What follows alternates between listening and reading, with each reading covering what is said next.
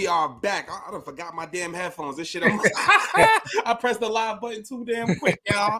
Audio listeners, my bad, but you already know we are back. Welcome to episode 109 of More Than the Title. I'm your host as usual, Jarrett Thomas, Chief Revenue Officer at Outside the Box Digital. And you know I got my brother, my brethren, your favorite CEO's favorite CEO, Chadeo. What's good, baby? I'm micing myself up. You know what I'm saying? Like, you know, we got the new look, we got the new sound, so I'm micing myself up. Like, you know what I mean? Like we on NBC type shit. Gotta get ready. Gotta get ready for the new experience for the listeners. We about to give you a whole new experience. So, you know, we beta testing, but we got planned for the next couple of months, y'all. Whew. When we do this, when we execute this thing, man, I don't want to hear nothing. I don't want to hear a goddamn thing, you know.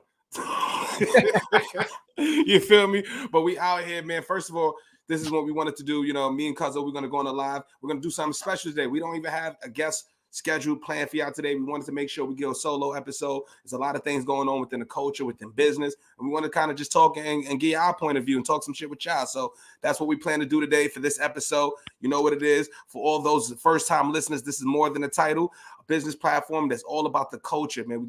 We talk to big executive celebrities, influencers, you name it, and we get the game back and we disseminate that information right back to the hood, right back to the culture, because that's what we do, because we all More Than a Title, and we are growing and glowing because of y'all. So shout out to our supporters, our followers, our subscribers across every channel, y'all. We breaking another record month, y'all. Month over month, y'all. We going crazy. So couldn't be possible without your support. So we really appreciate y'all. Shout out for the love. You know what I'm saying? Yeah, man. For the love. I don't know if I got this shit right. It's hard to do this shit when you can't see it. Hold on. Give me 1 second. All right, while he's rocking, you already know, y'all. Shout out to our exclusive distribution partners, the Live Podcast Network. You know, the first woman-owned, black-owned podcast network. Shout out to Angel Leavis. First of all, shout out to the boss lady. She actually is one of the 250 most inspiring or influential women business leaders in the world. She was actually listed in Inc.'s magazine as number 32. So make sure y'all go pick up the magazine. Make sure y'all go support. It's all love. You know what I mean? Shout out to the boss lady. Shout out to the team. And if you want more content from black content creators like More Than the Title, make sure you got to download the app. It's going to be crazy, man. Plus, you already know it's one of the few apps that with your subscription goes back to the content creators, man. A lot of people ain't doing that shit, you heard. So I'm going to leave it up a little minute while we get the audio right. And we're going to have some fun today because I just want to talk some shit. I ain't going to lie to y'all. I'm ready to talk some shit and have some fun. That's what I'm ready to do, you know. We're going to leave it up for a little more, you know what I mean?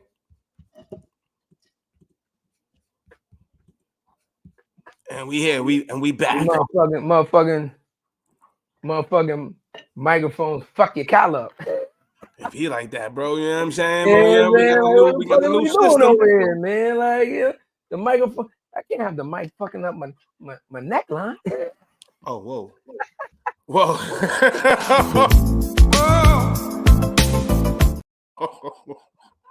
I didn't like that at all. Yeah.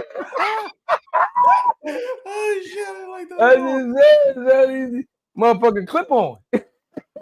Be like that, you know what I'm saying? But y'all see we upgrading the systems, y'all. We about to go crazy, man. A lot of more in person, a lot of more walkthroughs is about to be crazy. And also shout out to Black at Con. We have an event next week at LinkedIn headquarters at Empire State Building. We're going to be showing y'all love. We're going to be doing a lot of dope things. We're going to dope panel. Shout out to our brothers, J. Alexander Martin, CEO, co-founder of FUBU. And also shout out to our brother, Doug Melville, best-selling author of Invisible Generals and top DEI business person in the world, y'all. You already know what it is. Yeah, I said that, Doc. That was wicked. That was wicked. Yo, you know... Yo, he don't miss a beat, bro. Doc, you on point, man. Yo, Doc, you could have gave me a little leeway on that, man. I thought we had teamed up, man. I was on your side for the last couple episodes, man. That's wrong. That's wrong. Yeah, Doc, how the audio sound? Audio sound good? We testing. Yeah. We beta testing, Doc. Talk to us. Let us know what's up. Yeah. Matter of fact, Doc, bring your ass up here, man. What's up? Yo, Doc. You know, Doc camera shy, man. He like, you know what I mean? He be wanting to play the background and shit. Like, he like Batman and shit. Not Batman. What's that? Alfred. You know what I mean? He put everything together. He be in the background. You know what I'm saying? But I'm saying, what you want to talk about for, let's get this thing going, man. What you want, you know what I mean? You on mute. Now you on mute. Ain't this about a bitch? For the audio listeners. So we're gonna do something different, y'all. Sounds a little airy, he says. Airy. Yeah. Doesn't sound as crispy as usual. You said it's a little airy, Dot. All right, let me see some. That's kind of. Right. Now you my friend. You like the shirt? All right, let me try to unmic it. Let's see, the mic's supposed to make it better. Hold on, let me show you. Yeah, we working through some issues. You already know we beta testing, y'all. You know the vibes. But guess what? We gotta pay some bills. We'll be right back. If you don't want to hear the audio, you can also take out your phones and you can scan the QR codes. Y'all can make sure you get your motherfucking merch, you get your beanies, get your cups, and get your courses. Everything's for sale around this joint. Make sure I go to otpdigital.com. Everything is not for sale. No Diddy. You got a major no Diddy on that. Oh, now, yeah. Now you shit. Nigga, we talking business. We talking. I'm just saying, you're talking sexual. Hold on. You said everything's for sale. Hey yo.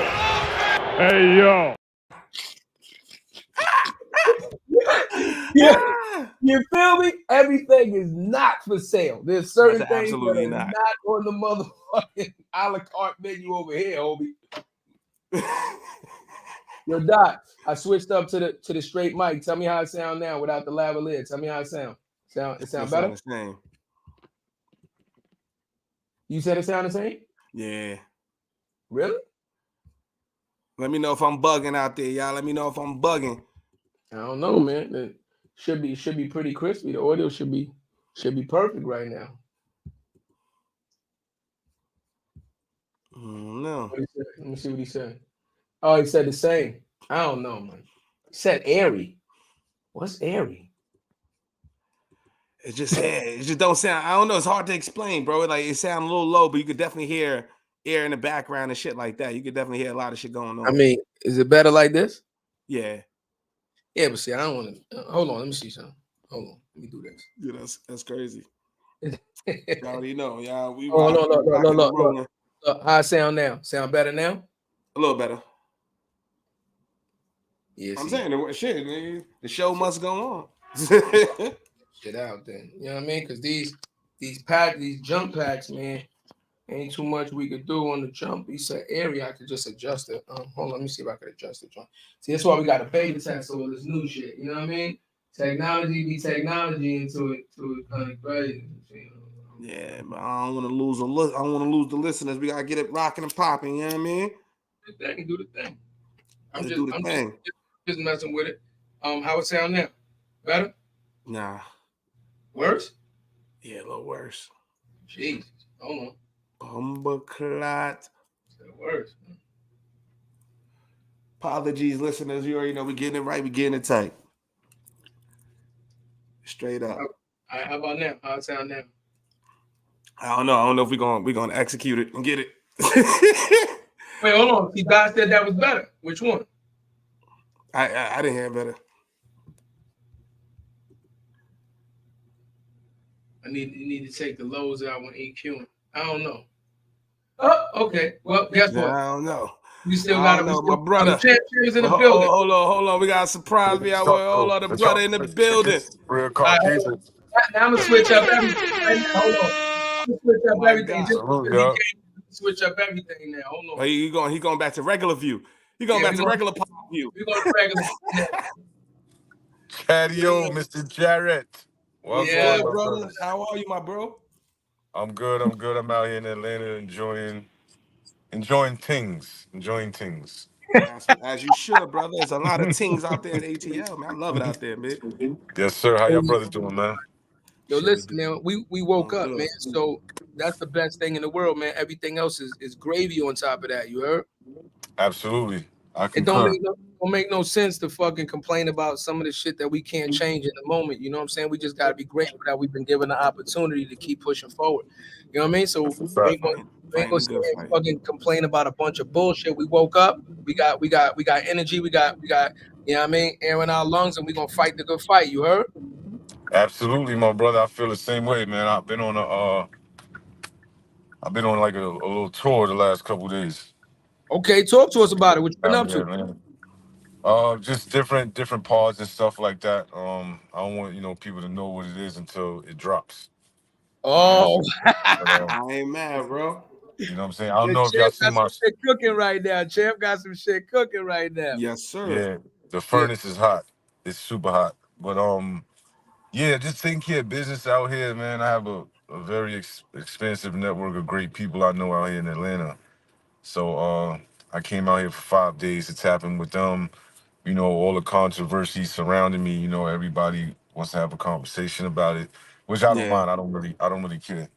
Um, yeah. so I need to get out of New York for a couple days, I just ain't to, mad at that, bro. what I'm saying, reset. You know what I First of all, mean? man, people don't understand. Like, it's a lot, my nigga. When you're going through something like that, it's a lot. When you got a business, bro. First of all, like, take all that aside, man. I would just want to tell you, brother. Like, I love the show. We told you the person we love you as a brother, man. Like, I would love to see you brothers hash that shit out, man. But what you guys did, regardless of what happens, is fucking legendary, man. So we gotta, shout that out. Yeah, no, definitely, man. And I understand where you're coming from and how you feel, but fuck that. I feel you, Keep it man. real. That's me. But Yeah, I, I I ain't mad at it. respect Look, y'all. look, I respect you y'all know views what it and is, champ? Of stuff course, like of that. course, bro. Here's the reason you're gonna get the reaction from us. Here's the reason you're gonna get the reaction from us that you're gonna get, because when we met you and we spoke to you, and the genuineness that portrayed, from your actions and your words to back up your actions, Yeah, the way you spoke about them, and the way that you spoke, the way that you move in general. You understand what I'm saying? That's Yeah, why you're getting the reaction that you're getting from us, because you said you moved a certain way, and then we watched you move a certain way, and you even moved a certain way with us. So until right. we see you move contrary to that, like when we seen you a couple weeks ago, like when we had that talk, until we see you move contrary to that with us, it is what it is. So that's why we saying to you what we saying to you. You feel me?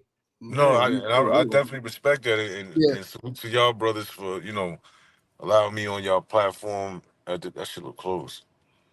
Allowing me on y'all platform. When y'all did, man, that was awesome. I actually was the first person Yeah. on y'all platform that absolutely, was live in person. That's a fact. So That's that was absolutely, bro. I was Major. totally grateful for that, man. But there's some amazing things that's about to happen. It's just weird how He's freezing up a little bit. Froze up. Audio listeners, 1 second, y'all. Yeah. Bro's driving, you know what I'm saying? Yeah. He in Atlanta. Yeah, you froze oh up, champ. shit. Yeah, you back Oh, on. my fault. Yeah, you back. We I was back. All saying, good. all of us have a certain hunger inside of us. You know what I'm saying? To thrive and to be better and to try to just rule shit and make other people's situation better. And the way the universe is shifting things on my side, it's like this was supposed to happen. It's fucked up that it happened this way, but this was supposed to happen because I see all of the relationship. I had certain relationships with people prior, and those shits fell to the wayside. Now those relationships are coming back.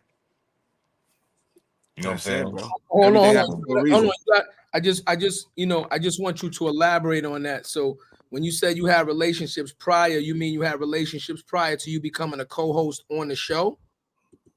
Yeah. Or you Sure. have relationships, Mhm. because when somebody hears it, they're gonna say, okay, relationships prior to what? So you're saying that you had established relationships prior to you becoming a co-host on the show, and Mhm. those relationships fell to the wayside when you were a co-host on the show, and now that you're Yeah. not, they kind of rekindled. That's the message you're Yeah. sending. Okay, Got it. Yeah. Got it. got it, hmm got it. And those people, I respected it. You know what I'm saying? Because my mindset at the time was, nah, this is an opportunity. I'm gonna do it. I'm gonna take it. They had whatever dealings they had with him in the past and however it went, which turned them off, and I didn't allow that to penetrate, my spirit, Yeah, and how I wanted to do things on my own. So now that this took place, it's like, and these are like people that are doing shit. You know what I'm saying? Yeah, moving. So um, I'm just grateful that those relationships are still intact. You know what I'm saying? It wasn't a thing where it's like, yo, I'm not fucking with you. I ain't got nothing to say to you. It wasn't like that. It was just, I got to pull back from you because, you know, you fucking with boy, but I'm still here. So it's allowed Yeah, me more access to more shit now. I mean, that's it.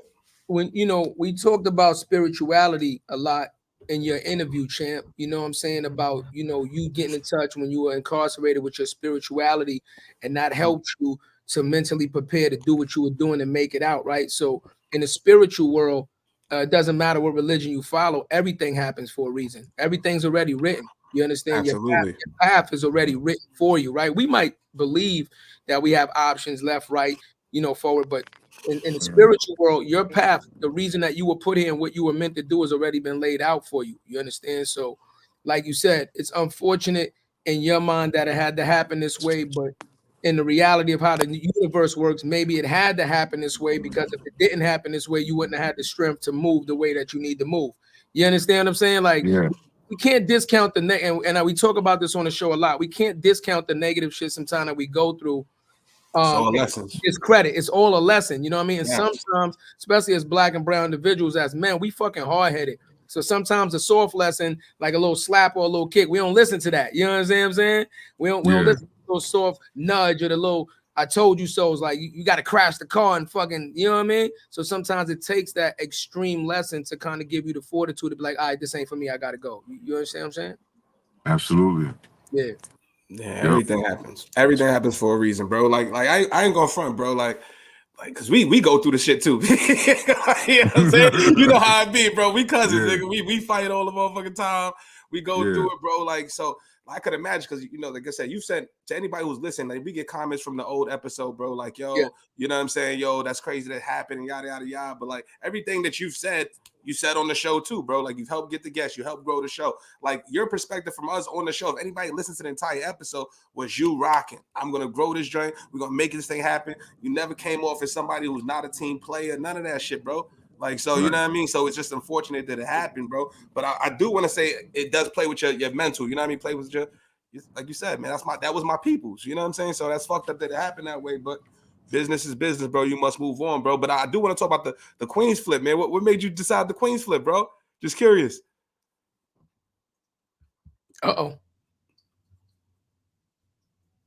Might have lost the signal for a second. He driving, ladies and gentlemen. So if he gets signal, he'll definitely come on back, and you know, we can continue the conversation. You can hear me? Yeah, we can hear you. Yeah, now I had it on Wi-Fi. I just turned it off. Okay, copy. Nah, I went on Flip Show because that's his man. That's his man. Okay. You know, that's Mr. Bias. You know, I've always been a fan of Queen's Flip. Like, even when I was incarcerated, I told him that. You know what I'm saying? But I went there because I knew that it was going to be a very debatable moment, and I knew I had all my shit in order. So it's but so much debating you can do against the truth, and I'm showing you shit, and I'm presenting myself in a fashion that is not of super aggression and all this other stuff and clown antics. You understand what I'm saying? So, you know, you just basically shine the light on your own shit, on your own, you know. Hold on one second. Yeah. You basically just shine the light on your own fuckery, essentially. You know what I'm saying? And I intentionally went there because I knew that he would call. Yeah. I knew that he would, and I wanted people to see, like, yo, what you heard the first time he called in comparison to the second time he called is him. Yeah. And that's why I didn't say anything, right? Well, the second time he called, and I was just on my phone fucking around because I'm like, this is him. This is the side that people don't know, and I had to pull it out, pause, and show people. This is the guy that will balk on you, talk down on you, do all of this, do all of that, all these crazy aggressive antics, and then pull back and think about it after you push back and say, yo, listen, man, you need to calm down a little bit because this shit can get ugly for you, not for me. I'm fine. And then, you know, he called back with the, yo, you know, sometimes you go through shit, I go through shit, da da da. But I needed people to understand, like, yo, this is the person y'all don't see. Yeah. This is the person y'all don't see on a day-to-day basis because y'all wasn't around him like I was. Y'all wasn't in the shop. Yeah, they wasn't in the shop. That's and it. Another, the shop, the crib, the after spots. Everywhere. Yeah. It goes on and on. But another reason is like, I don't, anything I said in the past, like on any public platform about that man, about gratitude and stuff like that, that has not changed, right? Thanks. My whole being and point of doing that is because I was hurt, right? I was hurt with the fact that you would go on the platform and talk crazy about me. Yeah. You know what I'm saying? Like that's what hurt the most. Is like I wouldn't dare do no shit like that. You know what I'm saying? Like I said on the show, I told him that, like, bro, if I was to leave for whatever reason, I'm not going on no platform and talking crazy about you like these other niggas did. So Yeah. when he did that, I said, "Oh shit! Wow, really? You gonna go there? Okay, cool." And then I still held steadfast, and I seen him. I didn't talk about this on Flip Show, but I seen him at a, event for Ray J. Ray J had an event a few weeks ago, and Oh, this and is right you after. saw Math. Yeah. Mr. If I had one wish. Yeah, you know what I mean? Ray J's in the Wait. That shit was funny as hell, the Floyd shit. The skinny Ray J or the big Ray J? You know that nigga's like Yo, Luther you right stupid, now. bro. What Ray J? We talking about the skinny Ray J or the big Ray J? Yo, you stupid, Hold on. He gets a. So, How you get talking about the that big Ray Champ? J, Hold nigga? on, Champ said pause like 3 times. Champ, what is he bro. talking Hold about? on, Champ said Yo. said pause like 3 times. We let him rock. Yo, the penetrate. He almost caught one for the penetrate. But we let him rock, bro. That's the bro. We time. Yo. But we let him rock, bro. Yo, y'all hilarious, man. Yeah. Yo, You saw Math at the Ray J event. Yeah. so anyway, yeah. So I was at the Ray J event. Yeah. He was premiering his Tronics Network situation. So I RSVP'd for it and everything. Yeah. So I got there at like 7:30. The event was ending at like 10. And I'd say about 15 minutes before it ended, Math pulled up out of nowhere. Right? So I'm looking around and I'm like, I know exactly who called him and told him I was here and everything. It is what it is. Yeah. So I was like, oh, I took it as a sign from the universe. Maybe this is the time I'll pull him to the side and talk to him. Right? Yeah. So he pulled up. I'm like, yo, what's up? So we like, what you mean what's up? I said, what's up with you? Like, why are you talking crazy about me on the internet, bro? You know what I'm saying? He was like, yo, you know what you did. And I'm like, what you mean what I did? And I like kind of grabbed his arm and try to pull him outside. He's like, nah, fuck out of here. You know what you did? I'm like, nigga, I don't know what the fuck you mean I know what I did, bro. You're talking crazy about me online, about my character, my nigga. Ain't nobody ever talked about my character anyway since I've been on your... If I was one of them dudes, that shit would have been came out. If I was a fuck little nigga.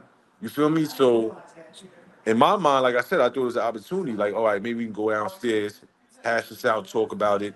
Yo, bro, have that Chinese nigga, that Asian nigga remove that shit off for the YouTube or whatever, and we good money. You do you, I do me. You know what I'm saying? But it's not what he wanted. You feel me? So that's the only reason I did what I did. It's like, bro, this is reactory. This ain't even because I wanted to. Nah, nigga. Now you ain't the only one I can box, bro. I can box too. Totally. I'm gonna keep coming forward. I'm gonna keep going. Like this I just say one thing real quick, bro, because what I know for me, bro, from a business perspective and from a podcasting perspective, I didn't understand why he went to the uppercut joint when he could have did his own and monetized from the conversation. I guess now that's his man's. He put him on, yada yada yada. Like if y'all two was to have a conversation on both of your own channels, that shit would have went to the fucking moon. And whether y'all do business after that, I would have just preferred me as a podcaster and me knowing you, bro. I would have rather you get the 107,000, you know what I'm trying to say, or whatever the views go viral on your channel, so you own that IP. You know what I'm saying? Yeah, I respect that. I understand that. And I'm a second The that. flip is very strategic. I ain't gonna lie, that was a great move. Ain't no disrespect to other coaches, but you can't have a show where you predominantly interview our culture and you know what I'm saying, you getting all the source and you getting all your views and monetizing from our culture, and then when something go left, you go to the nut. That's like the bounce of a dollar, my nigga. That's the exact version of instance of a bounce of a dollar, right? We make the fucking money, and then instead of putting it back to the community, the first thing you do is send it out the fucking community. That's exactly what that was. You understand? It happens every day. There's no difference between us making money going to the block and going to the Chinese food restaurant that's not owned by us, going to the car wash that's not owned by us. And as soon as we make the money, we go back to the hood and the fucking money leave the hood. So that's exactly what that did. So I didn't understand that shit either. I think that it was too many fucking platforms. You can't be at the level that you guys was at. And this is just the bottom fucking line. You can't be at the level that you was at and tell me with a straight face that there was no other platform that was for the culture that you could have took that fucking, you know what I'm saying? And or, shared it other than doing it yourself, other than taking it out to an Asian dude. I can't jack it right. Yeah, I feel the same way. That was, something else I pointed out. It's like, why would you go on a podcast that has way less subscribers than yours? Right. And to talk about me and not talk about it on your own platform, or even Joe Budden, maybe, even or Joe, yeah. someone Joe, that's doing, saying, right. Like this still wasn't gonna put eyes on me. Like everybody was blowing my phone up.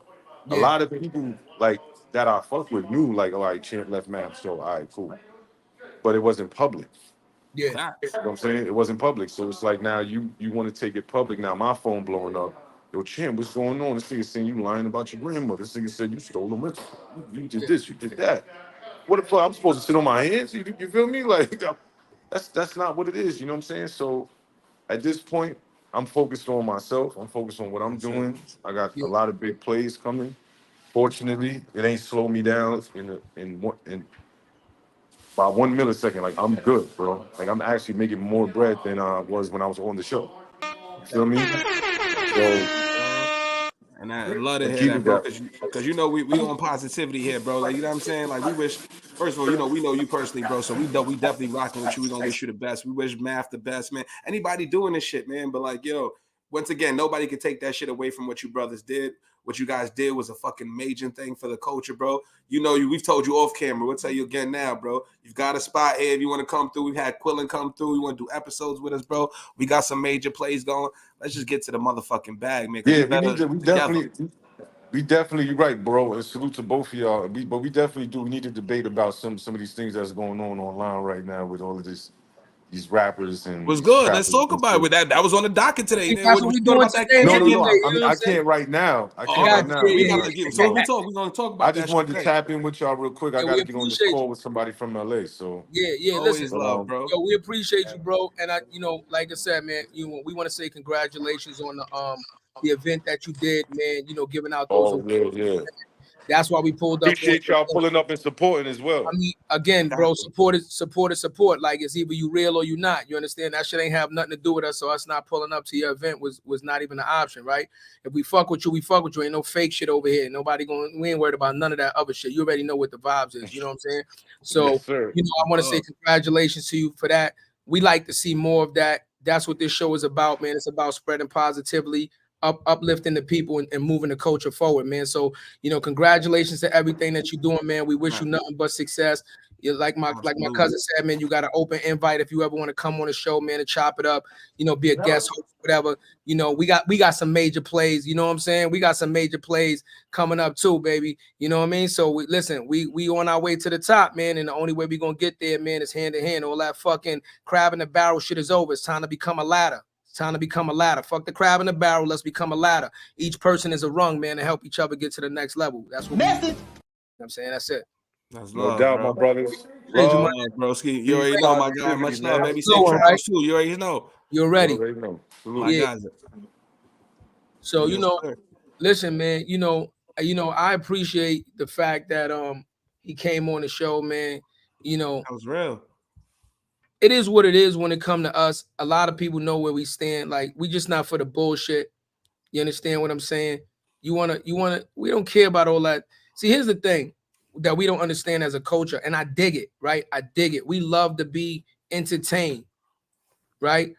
We love to be entertained, but it's no different than other cultures of their forms of entertainment. Remember, they had what they built the Roman arenas for and the gladiator. All that shit is entertainment. You understand? Are you not? That's what Jay. Are you not entertained? That's what Jay said, right? So we love fucking entertainment. What we don't understand is sometimes us consuming the entertainment is at a detriment to the culture. So it make you laugh in the moment, right? It make you feel good in the moment. It make you clown somebody in the moment, but you don't realize the message that shit is sending across the board. And then when society starts to adapt that message because they see we all laughing and we not paying attention and we not taking shit seriously. And then, like I said, the magic trick, follow the shiny shit, and you don't see the fucking knife behind your back. Then you start crying about some shit that happened that you wasn't paying attention to. So we just got to understand and draw the line between understanding what clown shit is, what corny shit is. And we can laugh and joke, but let's stay focused and continue to push this shit forward, man. Plain and simple. Right, man. Just being solid, just being a motherfucker that's true to your word. Start there. Start there. You know what I'm saying? If you say you're gonna do something, do it. Like that's why we rock with Champ. You know what I'm saying? Didn't know us from a hole in the wall, y'all. We met him, and that's why it's that everything happening for a reason. What's the odds of us photobombing a picture to network with a young lady, shout out our girl Big Honey? You know what I'm saying? Politicking with her, getting invited to the event, meeting Champ, us vibing with him being our first episode live, and then everything that's happened with our show after that. You know what I'm saying? And I'm gonna keep it all the way real. We still getting a ton of views. A lot of people want to see what's up with the breakup and stuff like that. They don't come to our show for that. You know what I'm saying? You feel me? And everything that he said on the joint, every interview was the same thing he said on our interview, yeah. So you know what I'm saying? It's all love, man. I wish you brothers the best. And just to add to it, be clear, right? This podcast is motherfucking moving. A lot of other podcasts that only got notoriety because you were clickbait based and you were just talking about what was going on. We could have easily, we got footage, we could have easily chimed in on that shit in 3x, 4x, 5x, which I was doing. But once again, all money ain't good money. You dig me? Impact over metrics, and we're gonna keep saying that shit. Y'all doing this shit for laughs and jokes and giggles for the short-term come up. We doing this shit to change the culture. So y'all can have them quick views. Absolutely. Y'all can have those little clickbait, you know what I'm saying, them little clickbait subscribers, because that ain't building a core foundation. And at the end of the day, guess what? This situation will die out. And when it dies out, now your ass got to hop to the next scandal or the next controversy. Because now that you done developed that type of audience, you got to do the same thing to stay relevant. See, that's the problem with that clickbait shit. Once you lock into it and once you go viral for some stupid shit or whatever you go viral for, the people that supported that movement, the only way they're going to keep supporting you is if you keep giving them the same type of material. It's like music. Hell yeah. Same in that regard. So, but that's a good segue, bro. What the fuck does the future of podcasting look like when there's motherfucking clickbaiters like that and people like us that want to give quality over quantity? You know what I'm trying to say? So what is the balance? It looks the same as it's always been, because guess what? You have to have options. Everybody cannot be the same. You have to have options. You gotta have good, bad, indifferent. You understand what I'm saying? Medium. You gotta have options. Options is what make the world go round, right? So when you walk into a store, guess what you're doing? Like when you walk to go get it fitted, there's a lot of fitteds that might match your outfit. Now you get to choose what fitted you want, right? Even though you're from New York, you wear the Boston hat, you got the Seattle hat. That's called an option. What if every hat you walked in was only a Yankee hat, the same color? Yeah. The blue with the white, you feel me? Then you're like, nigga, these shits don't matter. I need options, right? What's one of your favorite sayings? Don't box in my creativity. Yeah, no. You're right in terms of the content, like of the content to the content, right? But what I'm saying, like for people like us, it's going to be harder and harder for people to enter the podcast space because no.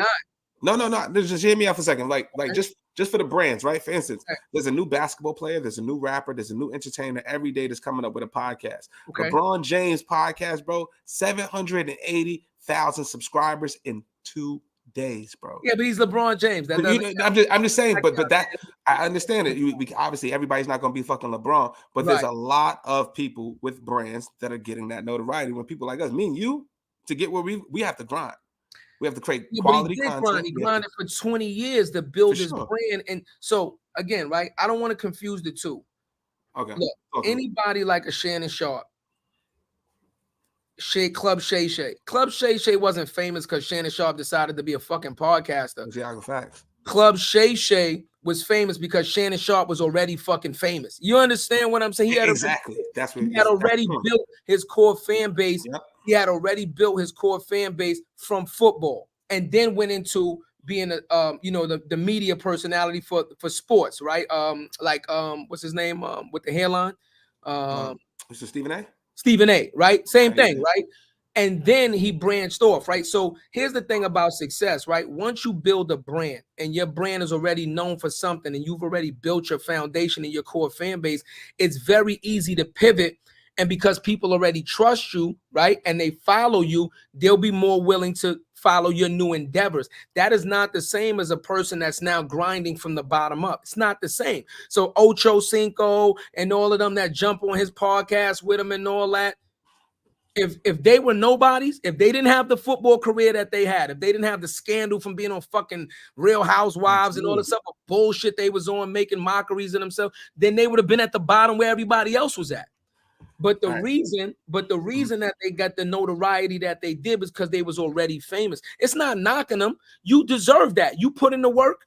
And now you're allowed to open up other ventures and reap the rewards of that. You know what I'm saying? He says math is a perfect example, but that's why I say it's going to be harder for newer entrants. People like who don't have the grind, the consistency, or the dedication to the shit that me and you have are going to fall by the wayside because they're going to see exactly how hard it is to fucking get those 741 subscribers or the 100,000 subscribers and see what that climb look like, and they're going to fall off. Why? Because we're talking about it next week. The lack of corporate investment in black media, all that shit to monetize it when you're at that level, still doing it with your job.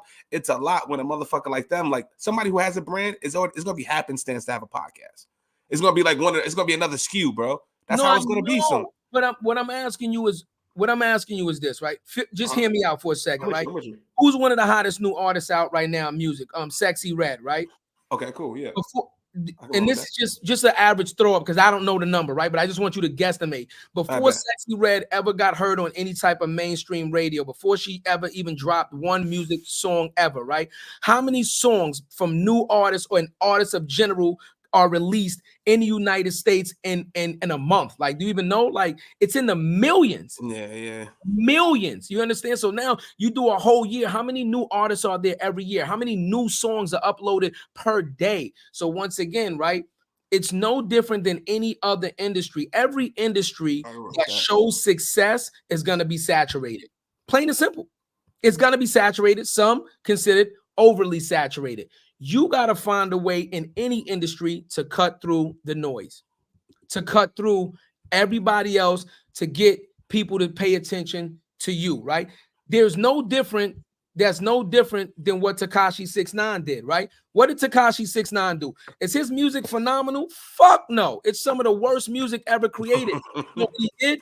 He created a character. He started with the tattoo shit. He don't gangbang, but he got the Bloods on the side to vouch for him and let him be affiliated. Great marketing. It's a marketing scheme. It's a great marketing character. He got the numbers, broski. Huh?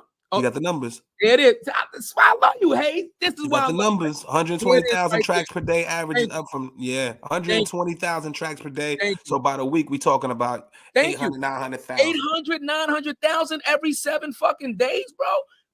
This is what I'm saying to breakthrough, you. Totally. Hayes, listen, understand you. Don't take this the wrong way. You the Angela Yee of this show. you the Just Hilarious. I hate it. You the misinfo. Shit. Son, being Just Hilarious is nuts. Wrong way. You the Just Hilarious of the show, my nigga. We need you to get the info for us, Hayes. Don't take it the wrong way. Hell no. You could have said the Jamie from Joe Rogan. You could have said anybody, nigga from the Jamie from Joe Rogan. Wait, what's the girl from Steve Harvey? What's her name? Which one? The girl, the chick, Mrs. She got a funny Miss something. From Steve Harvey show. Shit, I know what you're talking about. You know what I'm talking about, right? She got like a funny name, like you her. Yeah. Nigga said you her, whatever. Yeah. Not a disrespectful way, Hayes. I'm just saying you are a fact checker, my brother, and we appreciate you. You know what I'm saying? But that's what I'm trying to say to you, Jarrett. Right? Think of anything, bro. There can be any industry that you can ever think of because people are born at different times. Society's already in place when you're born. Technology's already in place when you're born. It's an oversaturation in almost anything that's already been created. Your job as an artist, an entrepreneur, whatever, an inventor, is to see something, build on what's already been built, because nobody technically is inventing anything new. You're just taking what's already been built and improving it, right? So find something add your flavor to it, and then find a way to punch through the fucking noise, right? To say, yo, I know it's 800,000 tracks, but listen to this one. This shit is the fire. It's not easy. If it was easy, everybody would do it. If it was easy, everybody would be successful. You think Elon Musk, the first motherfucker to build electric cars? No, the fuck he's not. He didn't even build the electric battery was already invented before Elon Musk was even fucking born. All he did was take the blueprints and improve on the shit. You know, he didn't invent the fucking electric battery. All right then, bro. Like but you're saying the same thing. I'm saying it's gonna discourage new entrants. Me and you got the conviction to say that motherfucking shit. We know we got a product that's unique in the market. Yeah, but other than that, like, you know what I'm trying to say? Like, what does the fucking uniqueness look like? What does the creativity look like when you don't have the budget, when you don't have the resources, and you just sitting here with a StreamYard? Yeah. You know what I'm trying to say? So that's hard. The thing, Jarrett. My thing is, and I think we talk about balance. Everybody can't be everything anyway. You see what I'm saying? Like LeBron was born to be LeBron. You see what I'm saying? We talk about this all the time. Shaq was born to be fucking Shaq. He's 6'11", 400, 300, something fucking. He's Shaq. In any sport, he would have still been fucking Shaq. In anything in life, he would have still been Shaq. You understand? Some people are just born for certain things. We talk about spirituality. He was born. Some people are just born to be what they're gonna be. You understand? Now, the rest of us have to figure this shit out, right? We're not child prodigies. I didn't grow up with a fucking violin. You didn't grow up playing the piano at 2 years old. We're not baby Mozarts, right? So this is the majority of the world. Some people are born with talents that they tap into early. That's why we call them prodigies, right? Yeah. They understand early in life, this is what I want to do. I'm not doing nothing else. There's no plan B, and this is it. Congratulations to them. But for the rest of the world, the 98% of the world, we got to figure this shit out, right? That's a fact. Not to say we can't be successful, but again, it's balance. Everybody can't be a successful entrepreneur. Everybody can't be a successful athlete. Everybody can't be a successful entertainer. You got to find what you can be successful at, determine what your level of success looks like, and then just give it your all, my guy. And that's it, bro. That's the best that we can, think to even ask for as human beings. You feel me? I feel you, bro. I know we are. I just ain't for everybody else. You know what I'm trying to say? Like, it's hard. Like I said, I don't want to, like, podcasting is something that you end up loving, bro. And we go to Podfest every single year. There's people down there that do that shit because of fucking lifestyle, similar to working out. Once you do it, you love to do it. Okay. It's your release, it's your therapy, it's whatever it is for you. You know what I'm trying to say? A lot of people ain't even doing this shit to monetize it, to find their tribe, right? Like for people like us, you and I, who are trying to break into the mainstream, it's very difficult when you have those brands who have the resources. It's similar to what we're doing with OTB Digital, bro. It's the same shit, different smell. Right? We're trying to compete with the McCanns of the world. The motherfucking, you know what I'm saying? The multicultural joints that are getting the big brand, the Black Panthers and all that, right? That's who we competing with, bro. Okay. At the end of the day, and you got to figure it out with the resources you have, man. But podcasts, when I think about podcasting, and when I look at it from 3 to 4 years from now, I think about what it's going to look like. What is the pie going to look like, right? With the more entrants, right? Are there going to be less advertisers, more advertisers? I want to know what the data looks like of the advertisers who are spending now. What does those actions look like? Are they getting more sales as those sponsorships? I hear Prize Picks and Joe Button shit. I hear all these different ones in Gillian Wallow. What are those sales looking like? What do those projections look like? You feel me? What does successful campaigns look like? Those are things that you and I definitely got to think about, and any other podcaster that wants to break through has to think about. But can I present this to you? Talk to me, bro. Yeah, I'm a little older than you, but for the longest time, I've watched you grow up doing music, homie. A rapper. Music. You was an artist, right? We even fought over this shit. You was an artist. Okay. You never in the time that I've known you before we started this talk about podcasting. So technically you were in music. Then you went into marketing and sales, right? You had 2-3 different careers before you ever even thought about starting podcasting. So you didn't start podcasting as a young kid and grow up into this thing. Hell no. You started podcasting late in life. So this is what I'm trying to show you, right? You were talented at one thing.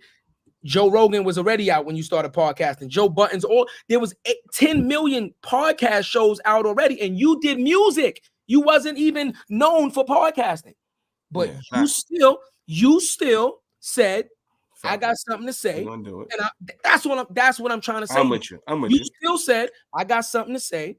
I'm gonna do it my way." and I'm gonna try it. And that's all I'm saying to you, right?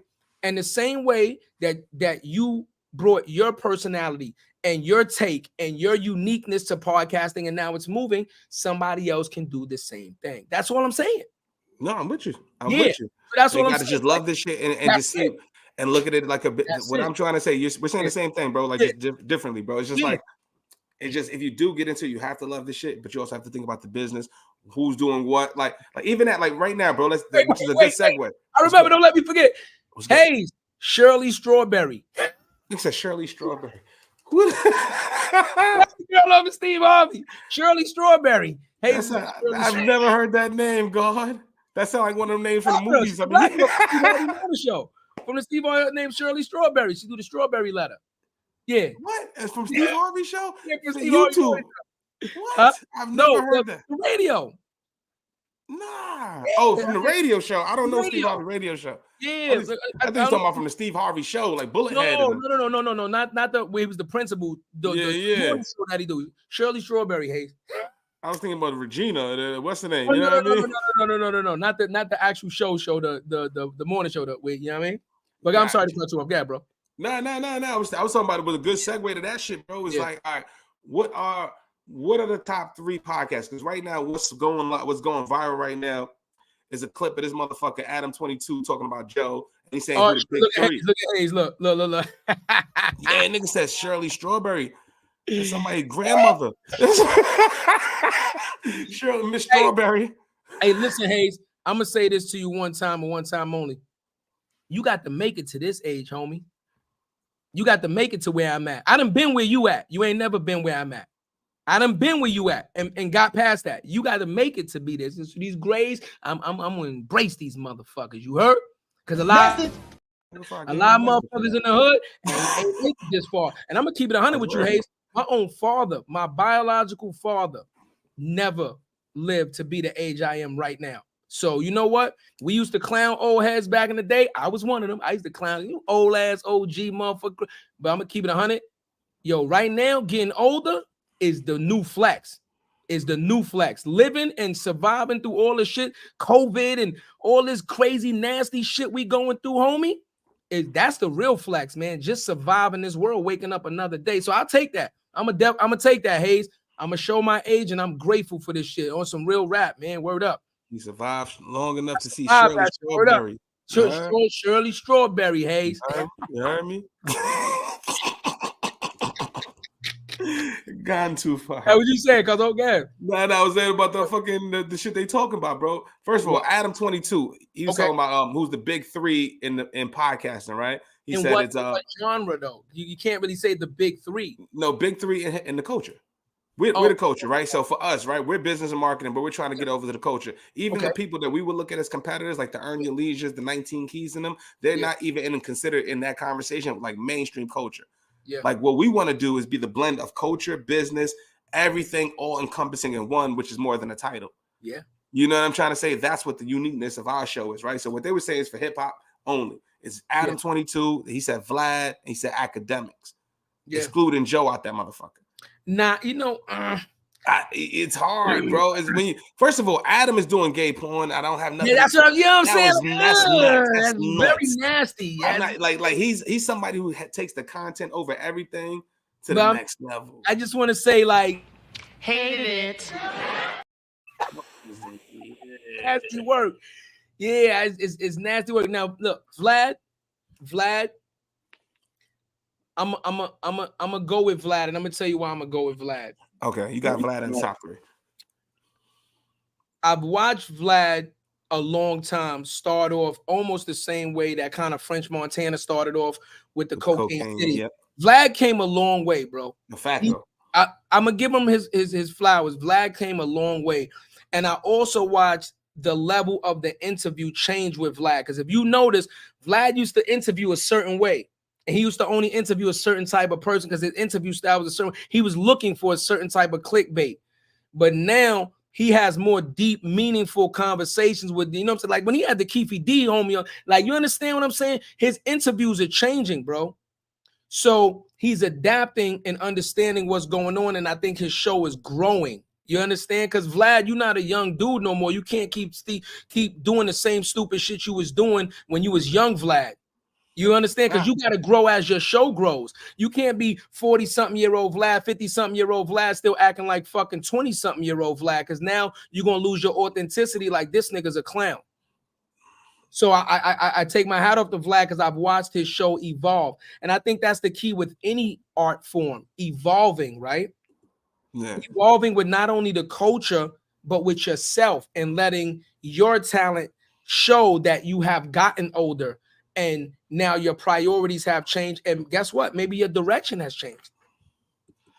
I like Vlad. He's come a long way. He's put in the work. I like him better than DJ Academics. I ain't gonna hold you. Yeah, no, he's created a format that a lot of people will be able to eat off now. Like he has an arm. Like, you know what I mean? People like, you know what I mean, that do the know like the art of dialogue, all those other ones that are coming up right now that are not on camera doing the interviews, they all follow Vlad's footstep. He created an entire business model around that. I get it. What I don't like about Vlad, I also feel like he's exploiting the culture, right? The things he has done, like his IP is crazy. If we talk about like the value of the content, the things that he has people say on camera are going to live in hip hop and culture history. But let's talk about that. Let's not run past that, right? Because you know who they call a big culture vulture? Steve Stout. Steve Stout is one of the biggest people that they call a culture vulture. I thought they used to know Leo Cohen is one they call. Both. But let's talk about it though. Let's talk about it. We just had Champ on the show. We can't make Champ say nothing that Champ doesn't want to say himself. See, this is the thing that we overlook a lot of the times, right? Okay. Be on a platform. You can be on a platform 99% of the time. You're on the platform of your own free will, unless you show me a video where somebody's in the back with the Mac, like, nigga, you don't say what you ain't making it out. You're saying anything you want in any type of interview of your own fruition. I'm not talking about if you have media training or not. I'm talking about simple, basic fucking common sense. I can go on any platform and I know what the fuck I'm saying. I know what to say, what not to say, etc.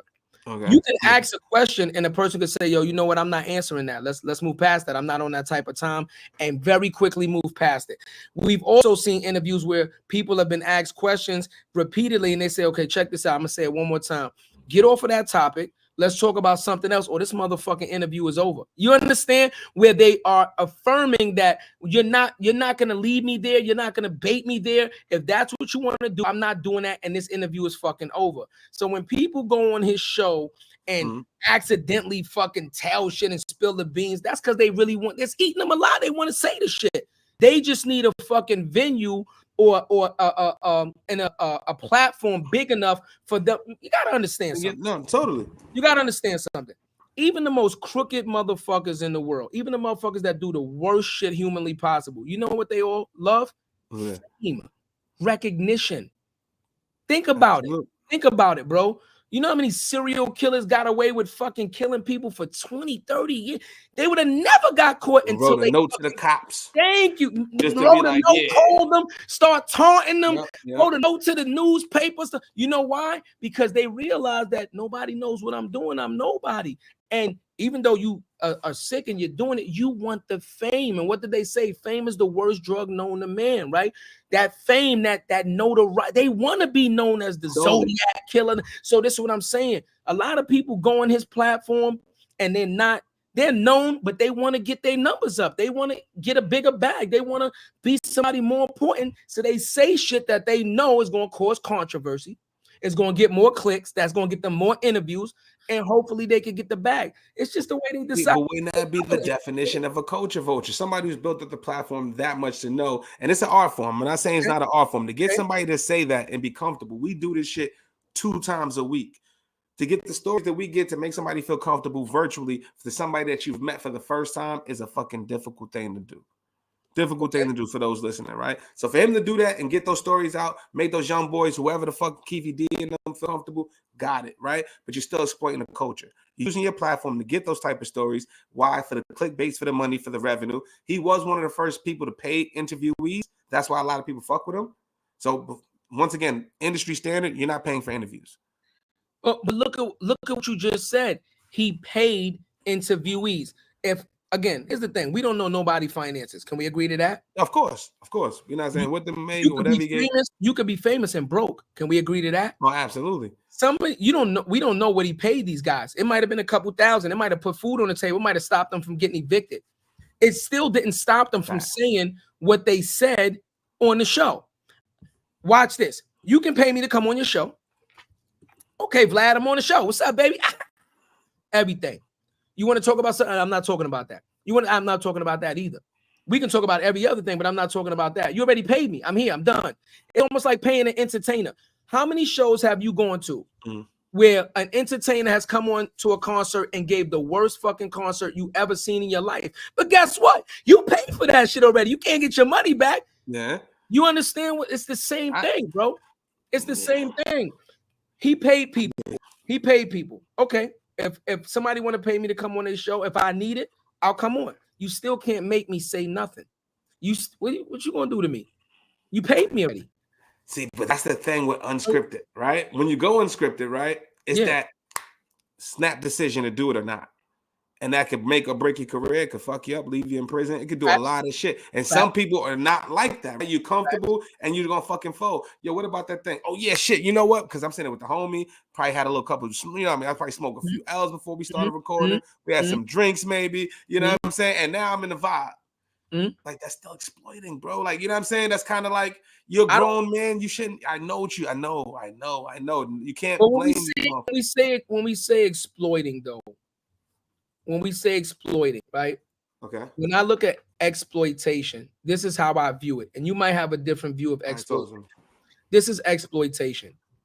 Other cultures demean us and demean our women for being curvaceous. They demean our women for having full bodies and full lips and braids and long hair and all that, right?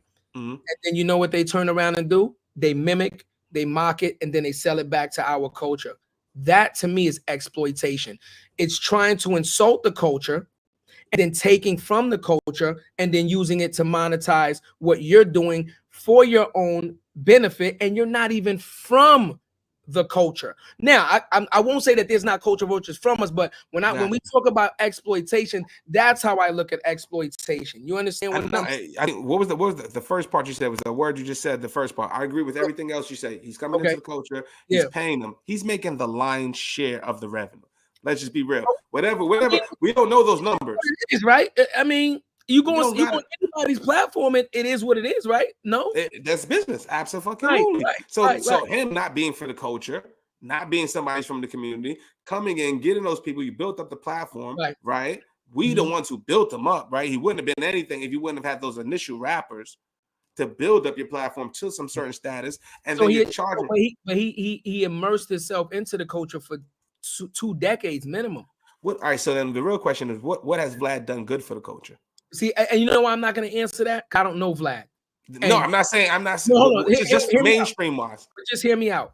Me and you do things for people every single day that we will not talk about on this microphone. We do things for people every single day that's for the culture that might not ever come to the light, right? I don't know Vlad. I'm not going to waste my time even thinking about a man with that kind of resources, monetarily famous and influence, etc., what he's done for the culture, because the only person that can ever answer that question truthfully is Vlad.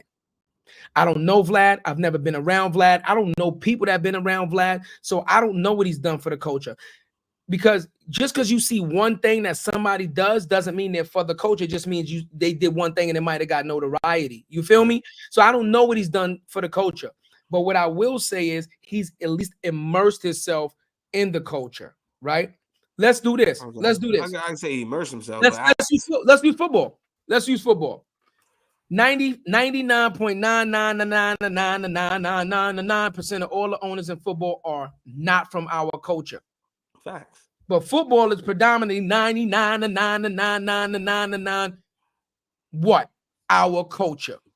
So now you got people that don't understand our culture making money from our culture, right? Let's use the head injury joint, right? When people were getting concussions. Did you know after the movie came out and all this stuff and the concussions and they did the research and the lawsuits were settled, did you know that the owners out their own mouths and put in, this is all court paperwork and everything, said, okay, we're going to settle and we're going to do this and we're going to do that. But black athletes that suffered concussions, and if it made them less susceptible to success later on in education and things of that nature, should receive less compensation than their white counterparts because they were technically the word they use is they were gonna be fucking dumb and they wasn't gonna, you know, why pay for that? Yeah. Anyway. Now that's what I'm talking about, exploiting the fucking culture. Your white counterpart didn't win you that motherfucking Super Bowl, homie. The black counterpart did. You understand what I'm saying? Your white counterpart, then you understand what I'm saying? And I agree. I'm showing you something. So when we talk about this shit, we got to be very specific on how we think about what's going on, right? So let me get this straight. 90% of your team is black African Americans. You 90% of your revenue is generated from our culture. And when we get hurt, we should receive less compensation because we wasn't going to be shit anyway. But we so let me get this right. We're shit when we're winning. We're shit when you're making all this money. But if we get hurt and now you got to pay some of that money back and actually show respect to the coach, and now we ain't shit. That's what I'm talking about when it comes to exploitation and stuff like that, right?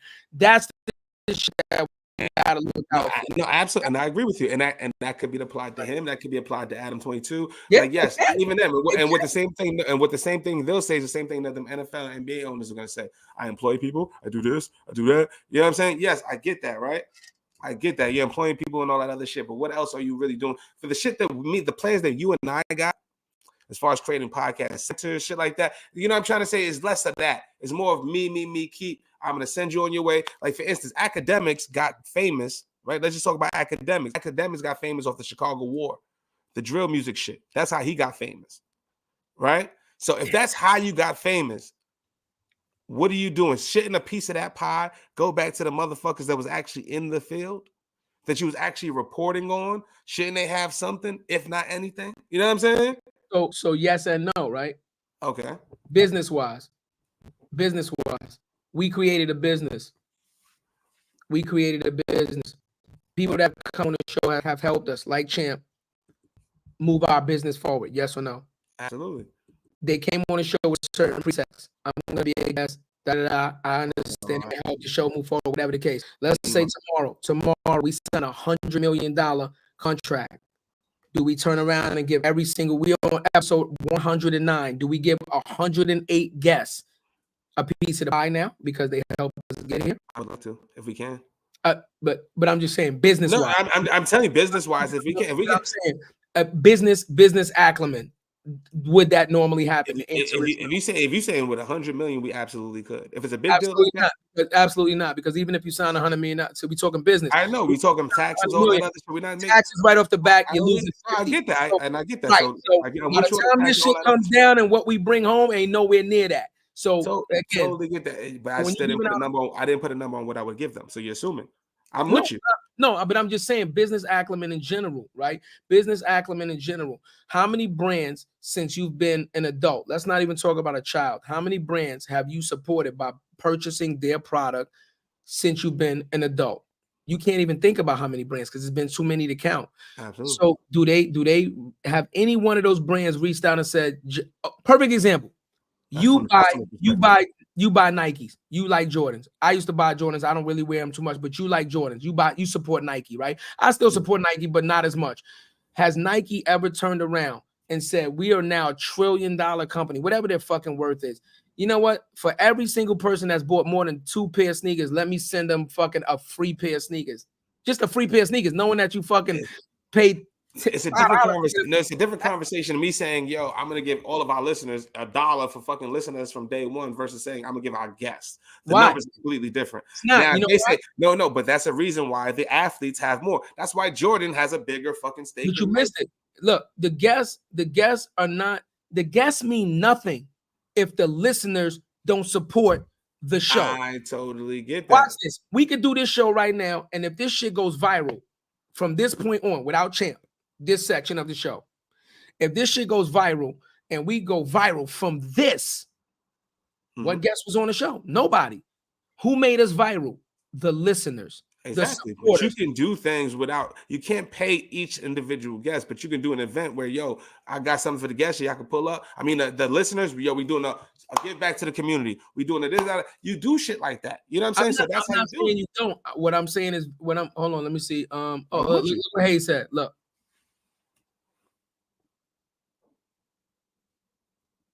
Okay, that's the first one. And then he says this. You see? So what he's saying is, in a nutshell, it's a catch-22. Absolutely. What one person won't do, somebody else will, because somebody else has a lower threshold or a higher threshold for what they will accept and what they will feel like is disrespect and they won't accept. And he's absolutely right. What I'm trying to say is the way business works in general, just in general. Yes, you can be grateful for your supporters. Yes, you can give back to your supporters or people that have yes, let's say supporters, because supporters are people that listen to you, talk to you, pick you up, purchase your product, etc. So let's say supporters. But the margin of your success at the end of the day, once you become successful in any light, you don't turn around immediately or whenever the case and then start almost in a sense like giving stock shares and shit back to you. But it just doesn't work. I'm not saying that. I'm not saying any of that. I never said stock shit. I never said none of that. I'm just saying, but I'm just using that as an example. But what I'm saying is, I wouldn't do that for customer access. Like, for instance, we probably go 100 million today. We'll come up with a loyalty reward program. We'll come up with special programs to give exclusive membership and access to content and other access to us, to those fans. That's our way of giving back without having to give a monetary value. Who's the fan? Anybody who's going to sign up. You could be somebody from day one, right? But then there's a difference. And this is life. Who's going to pay for it? Who's going to say? No. Here's the difference. If I've supported you from day one, I've been supporting you for 4 years. You monetize tomorrow. Somebody started supporting you today. They supported you for 1 day. I supported you and rocked with you for 4 years. Should we get the same equal compensation?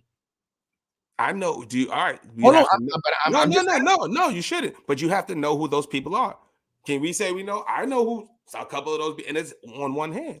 But once again, right? Support is different. We've both come on this show and said that we've had people that have come up to us years later and said, I've been supporting you from day one. I like it all the time. I watch it all the time. I just never said nothing. You see what I'm saying? You like it, you got to show something. I'm sorry. It's not true. That's not true. No, I'm not saying it's not true. But for me, if you want to be a part of something like that, you got to be sure. Here's the thing. You can't tell somebody how to support you. Where do you go? Somebody how to support I'm going to give something back to the person who said they liked my shit for 8 years but never did a motherfucking thing versus the person who liked my shit every single day. Watch this. So let's say we go up in views. Views count, correct? Absolutely. So if a person watched your shit, whether he liked it or not, if a person watched your shit every single show for 3 years straight, whatever number you hit every single month, that person was a part of it, whether they commented or not. This is what I'm saying to you. It's almost impossible to judge and put a I don't know how to say, but it's almost impossible to judge how much a person has supported you because you don't know all the factors in which I totally get that. But for the most case, in my experience, bro, the ones that have, they make themselves available, accessible, and they reach out to say that you've impacted them. Yeah, but that those are the ones I'm talking about. I'm not talking about some superficial. So watch this. So I said to you on this show 100 million times that a lot of your family impacted my upbringing. Mm-hmm. But when they were impacting my upbringing for all of those years, mm-hmm.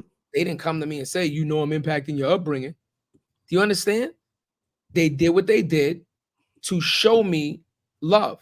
They didn't know how much they were impacting my upbringing. I only knew the value of what they were bringing to the table. They never came to me and said, I used to take you out every day. You understand what I'm saying? I put a value on what they did consistently. Now, has one or two of them, now that I'm an adult and we're doing what we're doing, come out and say, I've always been proud of you? Yes. Has every single one of them said it? No. But it doesn't diminish what they did. You said no, but made my point. I make the value. So as the business, I create and make the value of what I want to give those people back. That's the point. You're not going. I'm going to be like, I'll get. But listen to what you say. You're making the value exactly and giving it back to what you deem is there. What's acceptable for the business? What we can do for the business? If we got, like, for instance, if we got 100 million, whatever, we got $1 million. whatever. And we're going to do a marketing expense. I'd rather break that down in the community and do something for the community. That's me personally, right? Because we're going to have retention. Retention is going to be better than a net new customer. If we retain those customers and they spend more, we make more. We're going to get new customers regardless if you have a solid product. I mean, yes or no, yes and no, because in business, some business models are not based on retention. It's based on the new customer. For example, like gyms, right? You know, a lot of gyms is based on the new customer, that influx, all the new. It's not retention because they're not really coming back. Yes, their dues and shit might have paid in, but they're not coming back. So you don't get the constant spending that somebody would do in your gym if they came to the gym every day. Exactly. But which customer they value? That motherfucker coming in every day that's spending no extra bread on the water, the Powerade, the powder, and all that other shit. No, I'm telling you, they get an influx from January to March. But and then after that, what happens? Who's keeping them afloat? Yes, they sign the yearly deals, and that's extra revenue going to their monthly reoccurring revenue number. Guess what? People buying Gatorade and stuff from a gym, they don't get money from that. If you ever been to a gym, the juice bars, the gym don't own them. 90% of the juice bars that are in gyms, they don't own them. LA Fitness is all that. They'll tell you, go and ask them. Say, does LA Fitness own this juice bar? They go, no, that's an independent contractor. They see none of that money. I go to Blink, bro. They got a motherfucking vending machine with Gatorades, Powerades. They do everything themselves. But again, we're talking overall, right? Most big. That's what I'm just telling you. A vending machine is minimal. We're talking juice bars. They don't make what a vending machine makes and what smoothies and drinks and shots is completely different, right? But I'm just showing you again. What I'm saying is just this. It's very hard to put a value when you don't have all the information. That's just all I'm saying to you. It's very hard to determine something when you have limited information. That's why information is always the biggest currency in the world. The more you know, the more you can do. That's the kind of message I'm sending. So I don't know if I'm running in circles, but let me just say it this way. It's very hard to make a determination with very limited information. As human beings, we do that every single day, right? We make determinations based on the information placed in front of us. That's why sometimes, or a lot of times, we make bad decisions because we have bad fucking information placed in front of us, and it's the only thing we can use to make that decision. And then why is hindsight always 20/20? Always, because now that you've lived through it, now that you have all the information or more information, you can look back and say that was a dumbass fucking move, or that was a dumbass decision, because now you have more information. So that's all I'm saying in a nutshell. I'm with you. Can we have day one supporters visually and everything show that they're supporters? Absolutely. I support a lot of people that I'm telling you right now. I support a lot of artists. I support a lot of people that I buy their product, right? I buy their product. I've never contacted any of these fucking artists and say, oh, I'm Chadeo, I bought your product. You understand? I've never, but I still have supported you by buying your product repeatedly. That's the message. I'm with you. If I said the conversation gets confusing when you talk about the fans versus the people with the conversation initially started. But I'm a fan. Guest. What I'm saying to you is no. I'm saying is the guest of the show. We said if we go pop off and we get 100 million, will we give the guest? Okay. And you said the fans are more important, and I get that. Two things to be right at once. So watch this. Even the guest, right? You can use the guest just because the guest is a lower number that you can control. But that's it. And from a business perspective, that's a smart move. But to me, that's diminishing the other side. You can say it doesn't matter what guest. Guest A, yo, this was a powerful person in the world. And I can go, he was a powerful person in the world. And he actually ended up being one of our worst interviews, numbers-wise, support-wise, right? But guess what? If we're going to support all the guests, then he still gets a PC because we're supporting a guest. But the guest didn't sell the show. Even if we still did music, you can have a Jay-Z verse. If nobody buys the fucking song, if nobody requests this to play the song, get in the water. Yeah. But watch. But now if the song goes platinum or the album goes platinum, now you give Jay-Z a cut because he was on the verse. But the motherfuckers that bought the 10 million copies, they get nothing. That's what I'm saying. It's going to come anyway. It's going to happen anyway. Nah, it can happen anyway, bro. You can. No, I'm just saying I can't operate in that kind of fashion. If I do a podcast tomorrow, right, and 3 months from now, and I say take it down, I want to take it down, I could have them take it down. Right, but you're missing what I'm saying. All I'm saying is support to me is support. If I'm gonna do something for one, I'm gonna do something for all, and because I don't have all the and because I don't have all the information, then I'm gonna do is do something where anybody that we can get information that we can say at least you supported us one time in any way, shape, or fashion can be allowed to attend this event. So whether you support me one time or you supported me 100 times, support, and this event is for you. That's all I'm saying. It just has to be some type of a guideline. You know what I mean? Look, Hayes just said something, and you know what I mean? So Santiago says, but that's what I'm saying. You buy boost. I'm saying for the guest. That's what made Vlad a popular platform, because he paid the guests. He started a fucking thing that became normalized within the industry. Nobody was getting paid from that shit. So he said, "Yes, I'm gonna." Let me ask you a question. That I think that's false. Again, here's the thing: the guests did not make the show popular. The people that watched it and hit. Let me ask you a question. No, but wait. We got to keep it in context of Vlad. It's not like our show where we have personality and shit like that. If Vlad brings on Michael Jordan, Vlad TV interviews Michael Jordan, do you, as a watcher that has never been in the Vlad camp, as the consumer of his product, know if he paid Michael Jordan or not? You would not know that. That's what I'm trying to say to you. So when you're saying that he made hear me out. When you say that he made something popular by doing something, what I'm saying is the only people that know that he was doing that were either the guests or the inside circle, which is the 2% of the 98% that makes the 100%. That's what I'm saying. But when you're looking at it from fans, bro, I'm talking about guest perspective. You're bringing the fans and you're co-mingling, you're correlating them. Yes, they had the intertangle and all that, but yes, I'm talking about the guests, bro. In order to get bigger guests and bigger guests and bigger guests, they're gonna say the experience, they're gonna show their views, they're gonna show how to help and impact their business, and then you're gonna get more guests and more guests and more guests. As that increases, and as your numbers increase, your numbers going to increase to what you give the people. That's what I'm saying. And I'm saying for us, for our perspective, no, you have to give anybody. I'm still missing it. If you're saying he became famous for paying guests, he did not become famous for that. I'm saying he didn't become famous for that. He normalized that in the industry. So that's how he was able, as somebody outside the culture, to get all these people. He was paying because he understood the monetization aspect of the content. So when you say normalize something means people adapt what you're doing. People can't adapt something of what you're doing if they don't have the same resources as you. So if he's paying a guest and I can't pay guests, how am I normalizing what he's doing if I can't do the same thing? I'm saying other bigger platforms, the Adam 22s, and they adapted that, bro. That's what I'm saying. All I'm asking you is a question that I feel like you haven't answered. Okay, let me phrase it this way. When Vlad had his first, do you know the first person that Vlad paid to come on the show? Do you know? Bro, I'm giving you. No. Okay, do you know how much he paid the first person? Bro, the information. I'm putting it on the table, bro, because we're getting. Hear me out. Right. The reason I'm trying to get you to understand what I'm saying. Even now with podcasting, we're in podcasting. We're doing very well. We hear about stories of other podcasts charging people for appearances. Yes or no? Yeah, absolutely. We've had people try to charge us. Okay, watch me though. But what I'm saying is the message. I think I'm saying it wrong. I don't know. What I'm saying is it's not like Vlad went to the rooftops and was like, "Yo, I'm charging guests. This is what I'm paying a guest."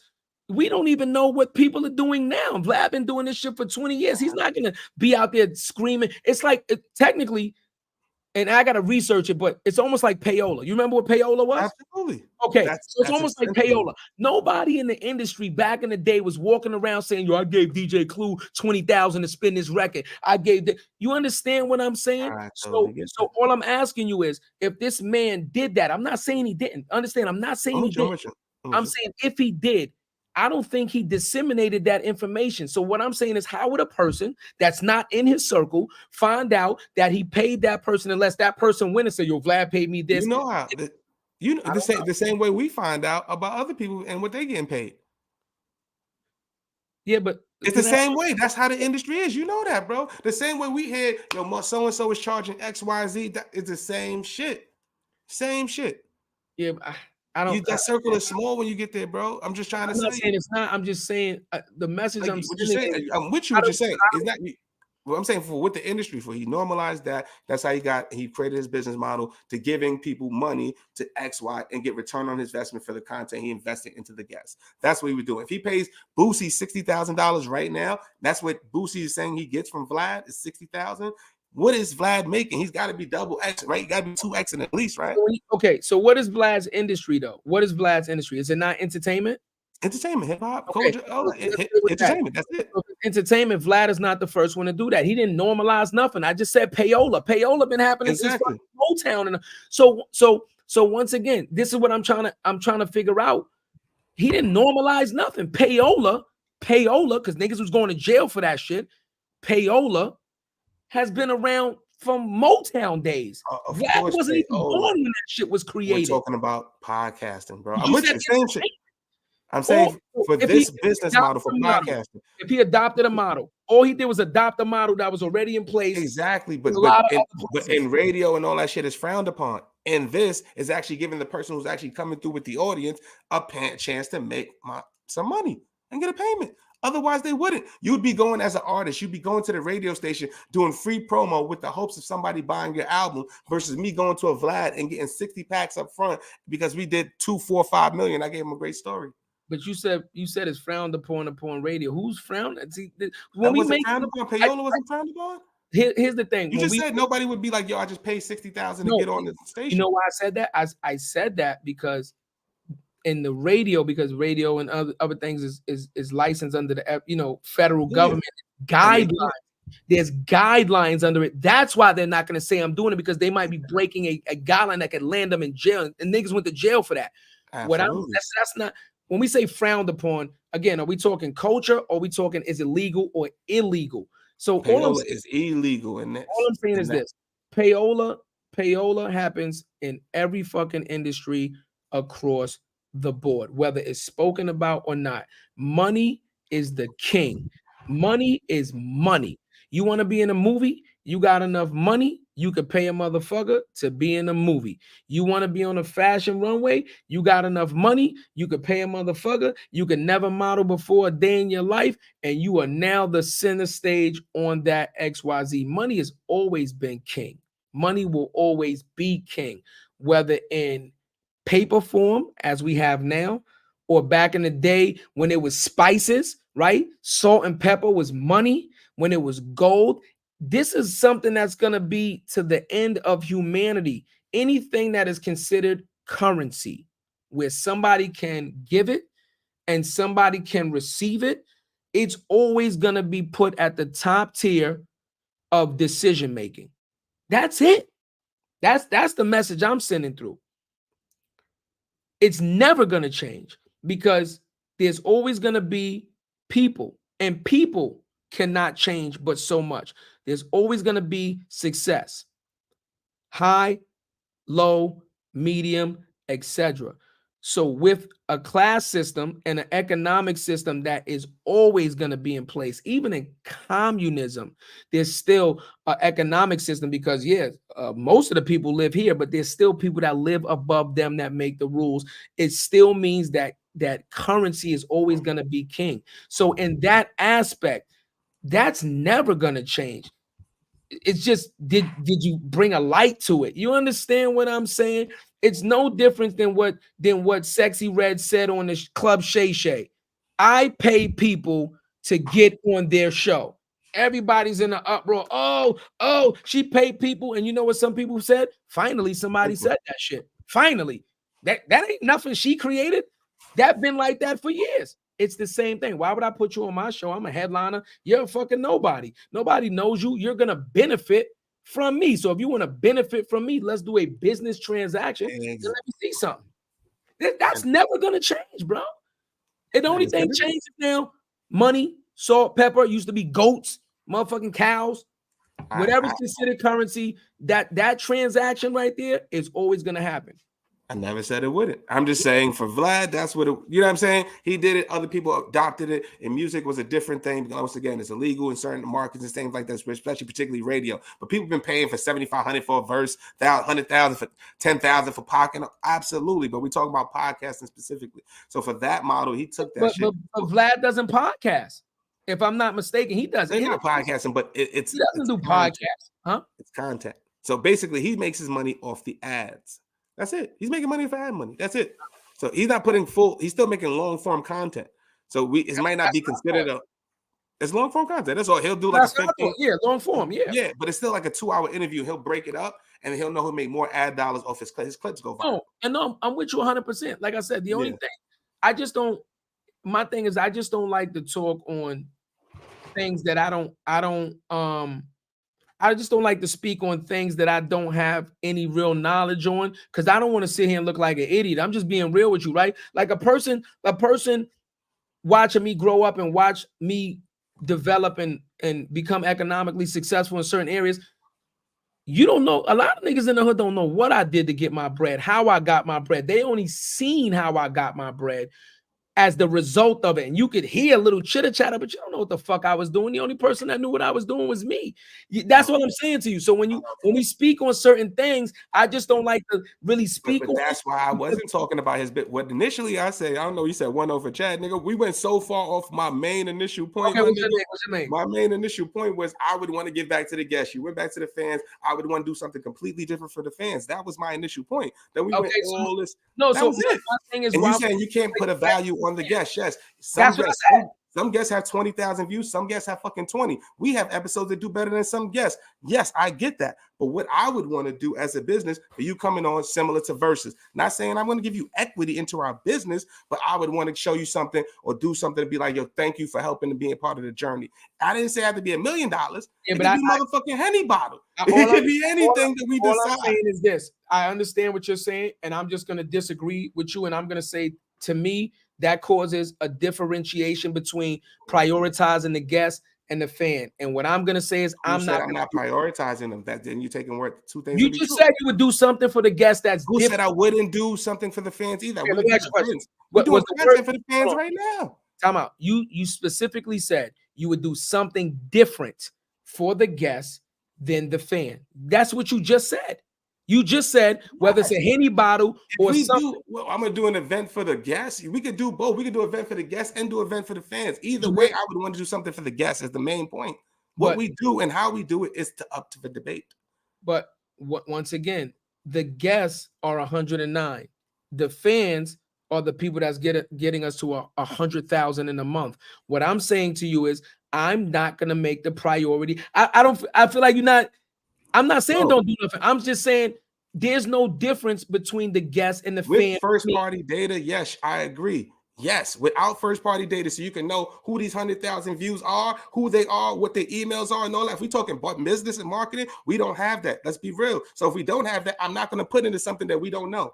I'm going to put it to the people that we do know. That's what it is. So what I'm saying is I disagree. I'm saying if I'm going to do something, what I'm saying is if I'm going to do something, I'm going to do it for everybody. I'm going to invite the guests and they're allowed to come, but I'm going to do it also and invite the fans. And I'm going to say to myself, guess what? There might be a lot of people, and I'll take that. There might be a lot of people that might come and enjoy this event or come utilize whatever we're offering that never supported us. And I'm fine with that. But I'm fine with that. But what I'm saying is whatever I do is going to be for both at the same time. I'm not going to make a differentiation because when you do stuff like that, you can easily jade either side. And technically, it's no disrespect to the guests, but the guests are not nothing without the people that are watching and support. That's just my point of view. I totally get that. But then we contradict it because every week on the show, what do we end the show with? We end the show with, now you are part of our network, right? Everybody can't come on the show. Everybody can't be a part of this network. Wait. Everybody can't growing and glowing. We ain't growing and glowing because of the guests. You don't say we're growing and glowing because of the guests. You say we're growing and glowing because of the fans. I get that. And two things can be right at once, right? Because why are the fans coming back? Because our personality and also because we have guests to get valuable fucking insights back. But watch what you just said. But now let's do the numbers. We have first party data. We have first-party data that says this. We have had shows by ourselves that have outperformed guests that have been big names. Yes or no? Absolutely. And that means the people that are watching it are not coming for the guests. They're coming for us. Because if we can outperform, if we can have an episode with absolutely no guests and outperform a guest that should have had technically millions of views, then But that's now after the discovery of so many guests that we've had on. And guess what? A lot of that discovery happened because we had certain guests. Let's be real. I can agree with that. No. I'm saying two things. We're saying the same thing. Two things can be true, bro. No, I'm saying two things can be true. All I'm saying is I don't want to make a differentiation between the two. That's my message. Got you. No, I'm just saying certain things will have to be. I'm just saying we got everybody. I would love that. But what I'm trying to say is if we're gonna do something, not an event or something like that, right? If we do that, that's easy. Everybody come through. Obviously, we want the guests to meet the fans and fans to meet the guests. That's what this is for. You know what I'm trying to say? But there's gonna be certain times where we might do a black tie tenor event and we might need to raise money. We got people that's movers and shakers and they in there mingling people. And we trying to broker deals. We need the right audience there for that. I can go for that. I can go for that. Do that. So certain things is going to be catered to a specific audience. I can go for that. And we're gonna give back to everybody what we do and whatever. We different. That was the whole point, is that we different. Him, like Vlad, is somebody that's going to use that shit, exploit the culture, and not really give back. But see, you know why I don't want to agree to that, because I don't know. Like, I'm not being. No, I'm just saying. From my perspective, barbecues. I'm just saying. I don't know if he does. No, I don't know. From my perspective, from what I hear, the mainstream shit, from what's mainstream, you don't hear that shit go mainstream. You hear certain events that certain people do. I get it. The media is skewed. I get it, bro. I get it. The media puts out what they want to put out, and you know what the media does. If you're not, I'm just saying. If you're not. You know, some people are friends of the media, right? Because the media likes to look at a lot of us, and I don't want to say token, but let's call it a spade as tokens, right? We're acceptable to not only our culture, but to their culture, right? So the media a lot of times will pick one or two of us that are kind of like acceptable. You know what I'm saying? They ain't gonna cause too much trouble, right?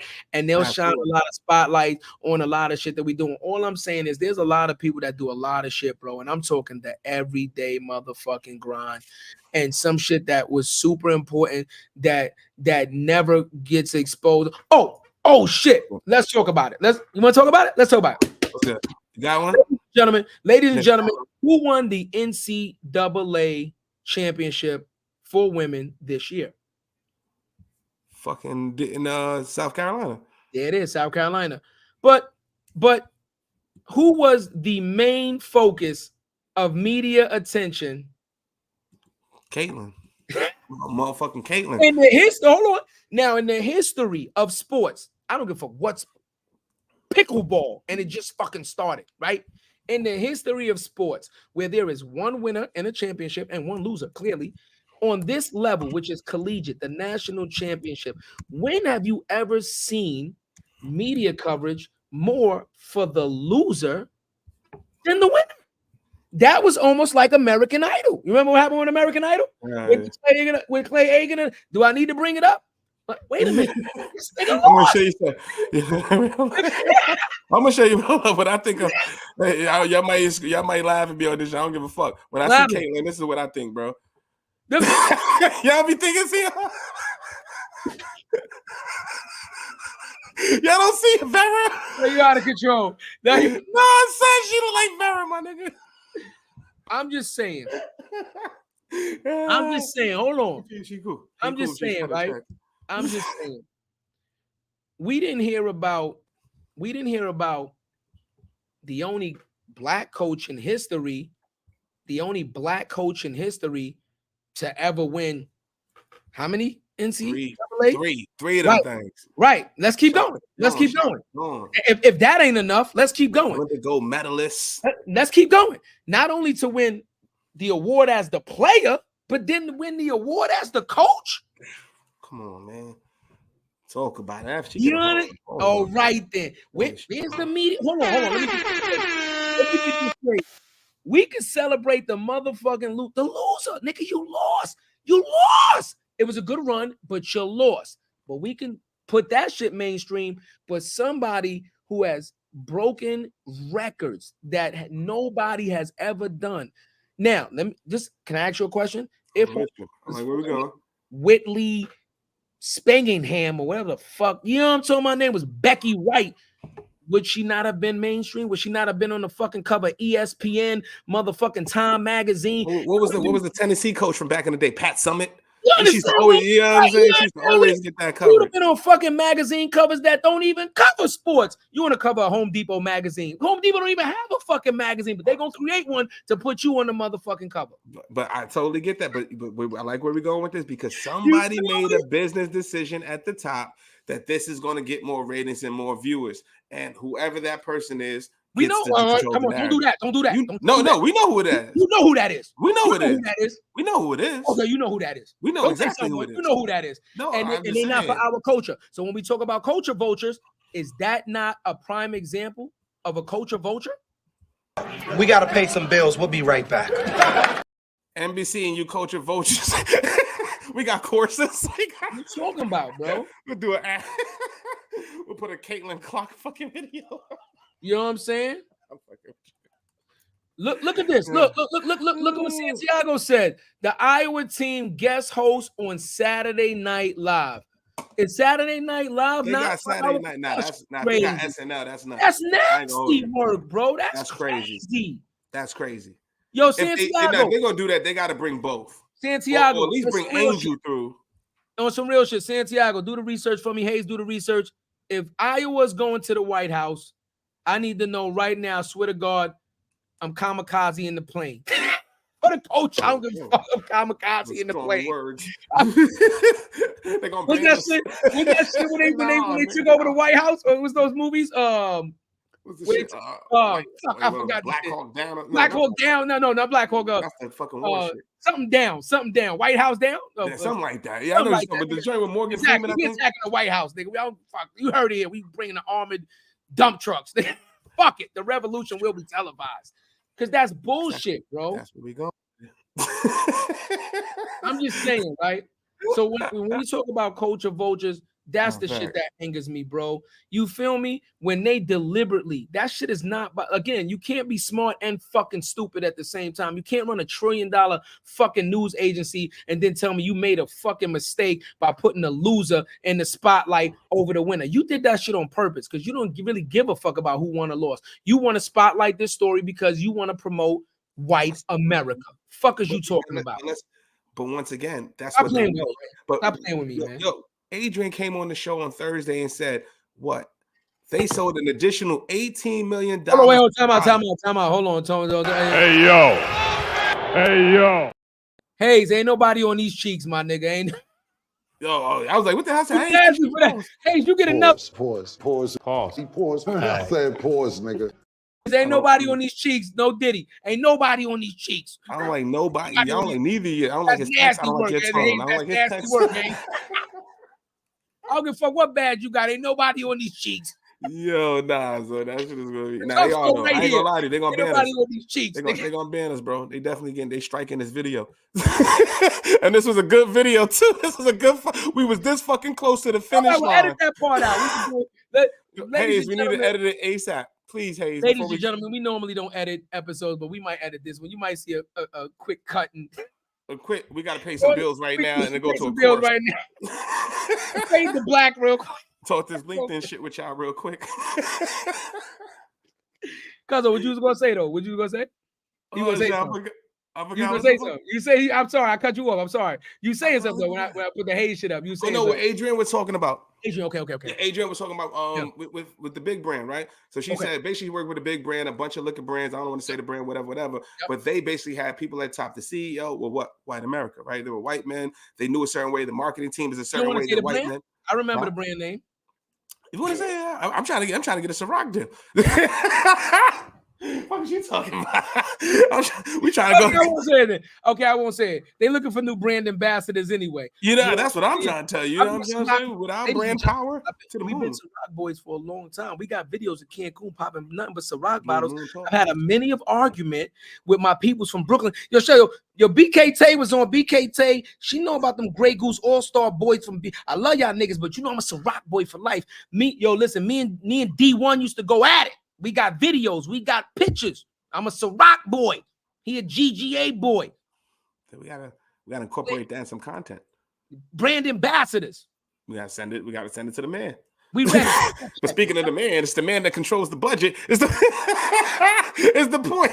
The man controlled the budget. Motherfucker was marketing just the white people in a certain way. And she said, yo, people drink the beverages different ways, right? How my coach drinks the beverage is different from the way you gonna drink it. We need to market it that way. She changed shit up, got a diverse marketing team in it, sold $18 million additional revenue in a quarter. Yes. Like that's like some shit like that. Yes. Now, what pisses me off too with that, right? Some shit like that would have been heralded all over the fucking magazines, the ad weeks, all of that. That's what I've been waiting for. That's what I was waiting for you to get to. But now we're going down that rabbit hole. For that. Where was her fucking placements in magazines for bringing in 8? Oh, let me get this straight. 18 million is bullshit money now. Did I miss something? Did making a company $18 million extra all of a sudden be bullshit now? Okay, but if her name was something else, if them eyes was green or them eyes was blue, that hair was blonde, then message. Okay. Now we're talking. Now we're talking. That's what I'm saying. So here's my thing, man, and I'm being real. Like the thing about being unapologetic, man, is, and I don't mean this to no disrespect to nobody. I don't give a fuck. You understand what I'm saying? I lived the life that I live and nobody was fucking helping us. They put us in this fucking position. They didn't give us no fucking help and they wanted to keep us down there and they still want to keep us down there. You motherfuckers is out there playing patty cake and hiding your tail between your fucking legs and all that, and you still getting treated the same way. You don't talk back, you still get treated the same way. They tell you shut up, you still get treated. You letting all this disrespect happen because you're too scared to say some shit and you still getting treated the same fucking way. What difference does it make? They still shitting on you. You might as well say how the fuck you feel. Stop playing around and let's get to this bag together, man. But y'all too fucking scared because you're too afraid that Mouse ain't gonna help you out. He ain't helping your ass any motherfucking way. And then Jarrett, when they fire you, just like this. That's what I'm saying, bro. Like, what just are we talking about? Just like this. Like, what happened? Remember when I stayed over that Saturday? And remember when I did that? Yeah, what are we talking about? Like, stop playing around, man.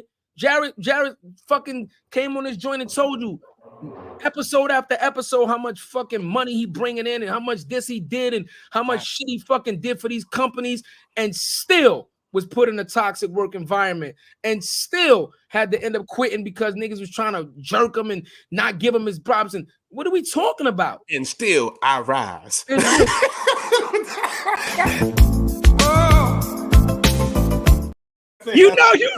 wasn't.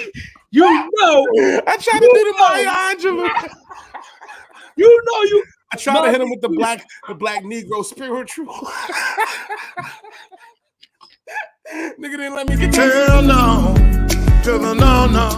Hey, let me get that off. No way. I don't get an ISO. No way on God's green earth. I was letting you run. Nah, bro, I was supposed to get an ISO, bro. I was supposed to get an ISO. And still, hey, motherfucker, I rise. Hey, yo, look, let me tell y'all something, right? This is how we gonna talk this shit for real, right? Yeah.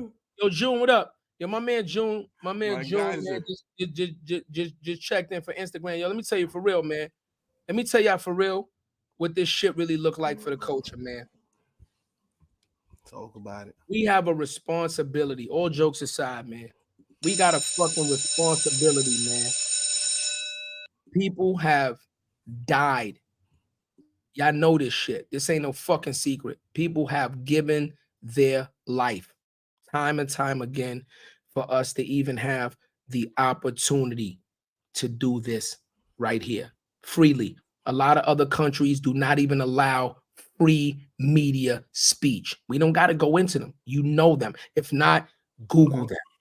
There are countries that ban all social media or certain social media platforms or all media platforms that do not promote their propaganda. We have been given a special opportunity to push this culture forward. It is our fucking responsibility for the people that we came behind, the backs and the lives that they gave to push this culture forward. We got to stop being fucking afraid. We already living through bullshit. What more can we just told you? My mama grew up a fucking block and a half away from each other. in the 70s, in the 80s, fucking crack epidemic. We already living in the slums. Family members You that was understand what on I'm it, saying? that What came we up off it, talking got about? their life together, been You through the shit. understand? We already going to jail. We already getting killed in the fucking streets. I just told Hayes the flex is getting old now. They're already eliminating us any way, shape, form, or fashion. They're already undereducating us. They're already giving us all the bullshit jobs. What are y'all waiting for? What more do they gotta do for you to wake the fuck up and realize this shit is real? And the only way we gonna get out of this is if we start working together and become the ladder. Fuck the crab in the barrel. We become the ladder. So me and Jarrett have made the sacrifice. We're gonna become the ladder. We're gonna let y'all, we're gonna form this ladder. We're gonna make a couple rungs, and we expect y'all to take the step above us and take the step, and our children take the step and keep climbing. We are the ladder, not the fucking barrel. And guess Message. if mainstream don't love us, guess what? They don't love us any fucking way. If a couple people don't fuck with us, guess what? They fucking with us anyway.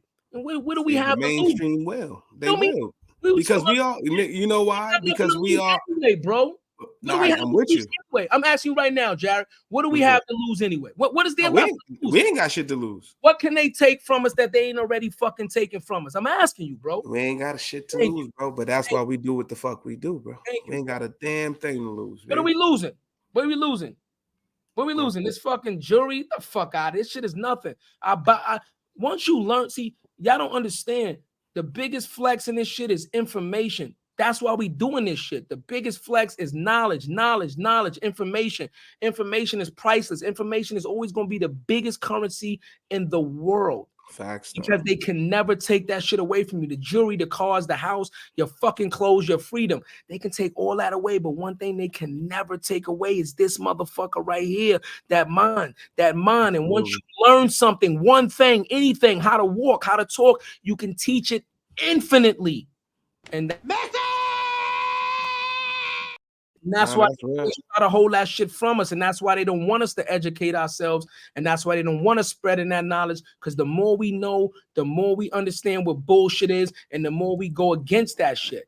And that's even piggyback off of that, bro.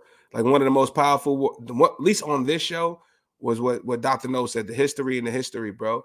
Like, you know what makes me think about that line a lot? I see a lot of shit now, like the OJ passing away, all the things like the Invisible General story, all those things. Like, as hard as we work, imagine somebody trying to change the narrative of what the fuck you and I went through to create the generational wealth. And that's why it's important that we document the shit. That's why it's important for us to create a platform that other people could come and tell their story. And that's why it's called More Than a Title, y'all. It is. It's strategic like that, because nobody could tell our story. It's going to be down in history. The same way Vlad has built up a catalog of things is the same way we're building up a catalog of real information from real stories, the people that did this shit, not just talked about it, did this shit, became successful, became millionaires, became billionaires. And matter of fact, we didn't even shout out, what's the name, man? We didn't shout out we went to the Reach TV event last week, man. That shit was dope. Okay, we didn't even shout that out, y'all. First of all, y'all, we met Paxton Baker, y'all, chairman of Washington Nationals, man. We just walked in. First of all, give me the context. Yeah, give them background. Give them background story. We on LinkedIn. Me and Cuz are talking. Boom, boom. We saw this event the day before. I saw Linwood Bibbins, the CEO of Reach TV. If you guys don't know, Reach TV is one of the biggest media distribution centers. They basically own all the TVs in the airports in all of the U.S. So if you go to an airport in the United States and you watch the ESPN game, you've seen an ad, you've seen anything, it was on their TV network. So I interviewed him on Rankable before More Than a Title, established a relationship with him. I'm like, Cuzzo, don't know what this is like, but we gotta go. You know what I'm saying? And we just go. It was a free event. Wait. And when you said it to me, even though I don't know this guy because you interviewed him before I came on, before I was a part of the podcast, what was my reaction to you sometimes? I mean, what was my reaction to you? What time? I said, what time? We there. What time? What we doing? And we outside. Yeah. And we make it happen. We went down there. We got there a little late, but we go in there. The first person we see is Paxton Baker, chairman of the Washington Nationals. I'll tell Chad, I'm like, ain't that something? Yo, what's the odds of that? Didn't plan for that. We were supposed to link up with him, a couple of times this year. We didn't get the opportunity to, and we just randomly bumped into him in our city, which was real. And then we also seen J. Alexander Martin, co-founder of Fubu. We're about to do a LinkedIn event with him next week down at the headquarters, which is dope. We saw him in there. Saul Linwood. We saw a bunch of dope people. Terrell Whitley, CEO Liquid Soul, one of the biggest black agencies in the U.S. And it was just a dope event, man. And those are the rooms we got to do. We got to shake and we got to shake hands. But it was just with black excellence all over the room, man. It was something dope to be a part of. And I'm glad we was there, bro. And that's what we are. From the couch to con. Are we not going there? Couch to con. Are we not doing something spectacular? Like, so that's what I'm on, bro. We doing something incredible. I love the podcasting space. I love what the media space is, but I'm just a student of this shit. Stay on that event. Stay on that event because we gotta let the people. What you want to dissect on it? What's good? I'm just saying, right? It's me having faith in my cousin. I didn't know who this dude was. See, again, I didn't know who the guy was, but my cousin said this is some place we need to be. This is his repeated behavior. I didn't know about podcasts, and he said, "Cousin, we need to do this." Our first event was podcast. Was it Podfest? Podfest, yep. You got Podfest. Cousin came to me and said, "We got to do Podfest." I said, "What the fuck is Podfest?" I don't know what Podfest is. He said, "We got to be there. We got to be there."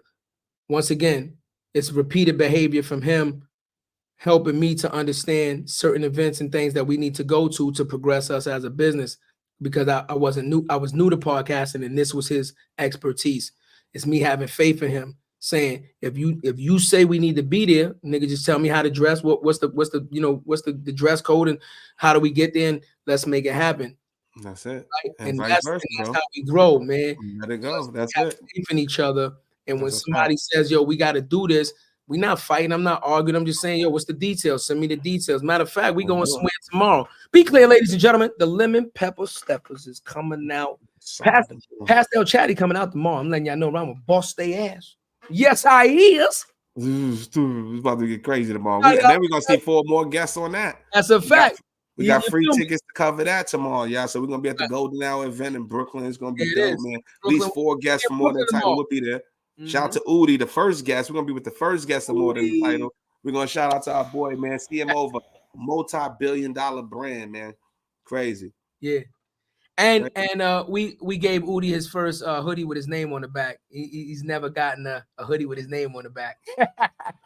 Come on, man. That shit is different, bro. So listen, ladies and gentlemen, again, we just trying to show you guys something, man. And we're passionate about this, so we're not going to apologize for being passionate. And everybody's allowed to have their opinions, but we take our opinions and we put actions behind it. That's the difference, right? Information is information. When you put information and you make something happen, it becomes knowledge. See the difference? Information is just information. That's why one of the biggest things they say that they hide information right in front of you, right in books, because they don't care. It's there, but they know you ain't going to read it. And when you read it, you ain't going to do shit with it. So you can have your opinion and we respect that. But if you don't put no action behind your opinion, it's just a motherfucking opinion. And we're gonna take our opinions, right, wrong, indifferent. We ain't perfect, but we're gonna take our opinions, and our opinion is we're gonna move this culture forward. That's it. I said something today to piggyback off of that, bro. It's putting in the work, man. If y'all don't get anything from our journey, it's the commitment, the dedication we have one to each other, the trust we have in each other, the commitment to the journey, y'all, because not every day is easy, y'all. I'm telling y'all that right now. To do this shit, today was another day, 70 degrees, City Island day. You know what I mean? We rocking. It could be anything. Cuzzo, I wanted some fried lobster tails. I ain't gonna hold it, but I'm saying we ain't want to pod. We ain't want to pod, man. But it's just it's this journey. And I put it on something. I gotta put this on a quote card, y'all. But it's I was telling, I put it in a journal on LinkedIn. It's starting to go. I was like, yo, people want the instant gratification without the work, without failing to realize that the win is the work. The shit that we learning right now is invaluable. We learning a college course right now, just in business, just in life, just in who we are. We learning who we are. And that's real. Like, yo, how bad do you want this? You really want to win, my guy? What are you willing to do? And pause on that, because that sounds nuts. No. I'll let that ride, but because I'm with you on that. You know what I'm saying? You know what I'm saying? Like, that's real shit. Even at the beginning of the show, ladies and gentlemen, if you notice, like my camera angle was different, you understand, because we got new technology. Because guess what? We're doing a LinkedIn event next week, and we're not gonna wait till the day before, the night before to get this shit right. So we got new cameras, we got new technology. We're gonna host this event, and we're gonna do this shit at the best capacity that we can possibly do this event, because we don't do nothing half-ass, and that means beta testing. So that's what you've seen. We've seen the mics, the different mics.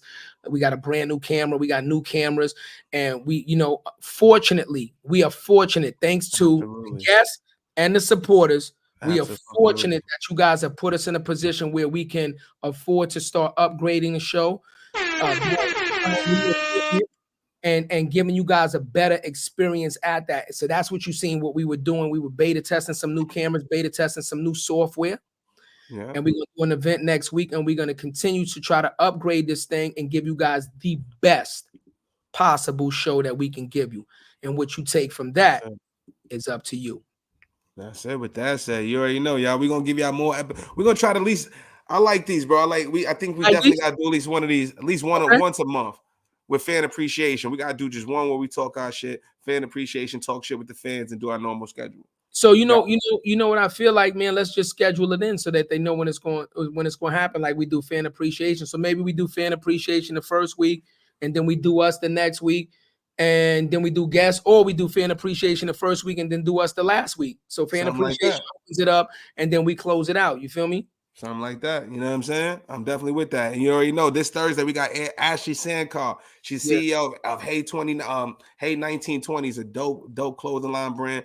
Really, really dope, man. She's been featured on a bunch of magazines. She's next thing smoking, young black woman, entrepreneur. She's gonna come through, drop a lot of game, tell her how she got to her business, got it up and running. It's gonna be dope. And then next week we got Jamar Jones, who's an influencer, big influence on LinkedIn, monetizing the platform, working on a lot of B2B brands. Definitely gonna be giving us a lot of dope games. Somebody I've connected with, rock with for a couple of years, and I'm, you know what I mean, looking forward to seeing what that look like. And then we live streaming next Thursday. It's gonna be a lot of dope people. It's gonna be the Black Icon event, y'all. If y'all can pull up, support it, live stream, comment, we would really appreciate that, y'all. Straight up, it's gonna be a lot of big wigs in there. We're gonna have to be with the executive vice president of Paramount, the CMO of Oh, you talking your shit? Let me give you some music. If you're gonna talk your shit, you know what I'm saying? We're gonna be in there, like, you know what I'm saying? What other podcast is going to be out there with the executive vice president of Paramount, CMO of Uggs? We're going to be out there with Amazon. We're going to have Jay Alexander, co-founder of FUBU, Doug Melville on our panel. We got Netta Jenkins, former guest on the show, CEO of Aerodye. It's all black excellence at this event, y'all. At the LinkedIn headquarters at Empire State Building. And who's going to be streaming live? More Than a Title, you heard? And everybody can't do that. Believe that. Anybody could stream live, but not everybody could stream live from LinkedIn headquarters on LinkedIn service. What are we talking about? Jada laughed. What are we talking about? What are we talking about? That's what we're doing, y'all. So it's really thanks to y'all, man. Like I said, man, y'all keep us going. Man. And those opportunities to be at the LinkedIn headquarters, full circle. We're going to be at Con. I literally used to work for them, y'all. Full circle moment. Used to work for them. Going to go out there, me and my brother.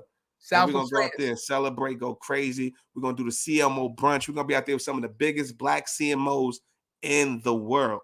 I don't know if y'all understand that. In the world. There's no mosquitoes. Come on. We're going to be out there with all of them. We're going to be everybody. Mosquitoes and all. Now I'm wearing the I want no mosquito. No mosquito. I don't give a fuck. I'm wearing the beater with the silky. Let them know for the culture. For the culture with the silky. I'll tell you right now, I'll pay Jarrett $100 if he goes out there with one of them Jamaican shirts with all the holes in them. I won't do it. I won't do that. That's too far. Right now, ladies and gentlemen, for content, everything is content. I'll give Jarrett $100 on the spot if he does an interview in the south of France, in Cannes, with a Jamaican shirt with all the holes in it. Hayes, what's up? I do think we should come up with a character for out there. That's actually a dope idea. Is it a character? That's dope. What you thinking? I don't know. Like you talking about something with a Jamaican joint. That's something that would catch people's attention, and it would be like a character. What the fuck? You'd be just Jarrett in a Jamaican joint. You'd be a Jamaican. Go all the way with it. Yeah, I'm not doing it. I'm just trying to say, shit. If you're gonna do something like that, what I'm saying is, with the marketing aspect, it's like, look, it's the South by Southwest. What got Baby popping is he went out there as the brand, but he actually wore fucking diapers. Yeah, as the baby. As the baby. So for the marketing purposes, I'm just saying maybe we should think of something like that we can go in there that really sets us apart and bust their ass.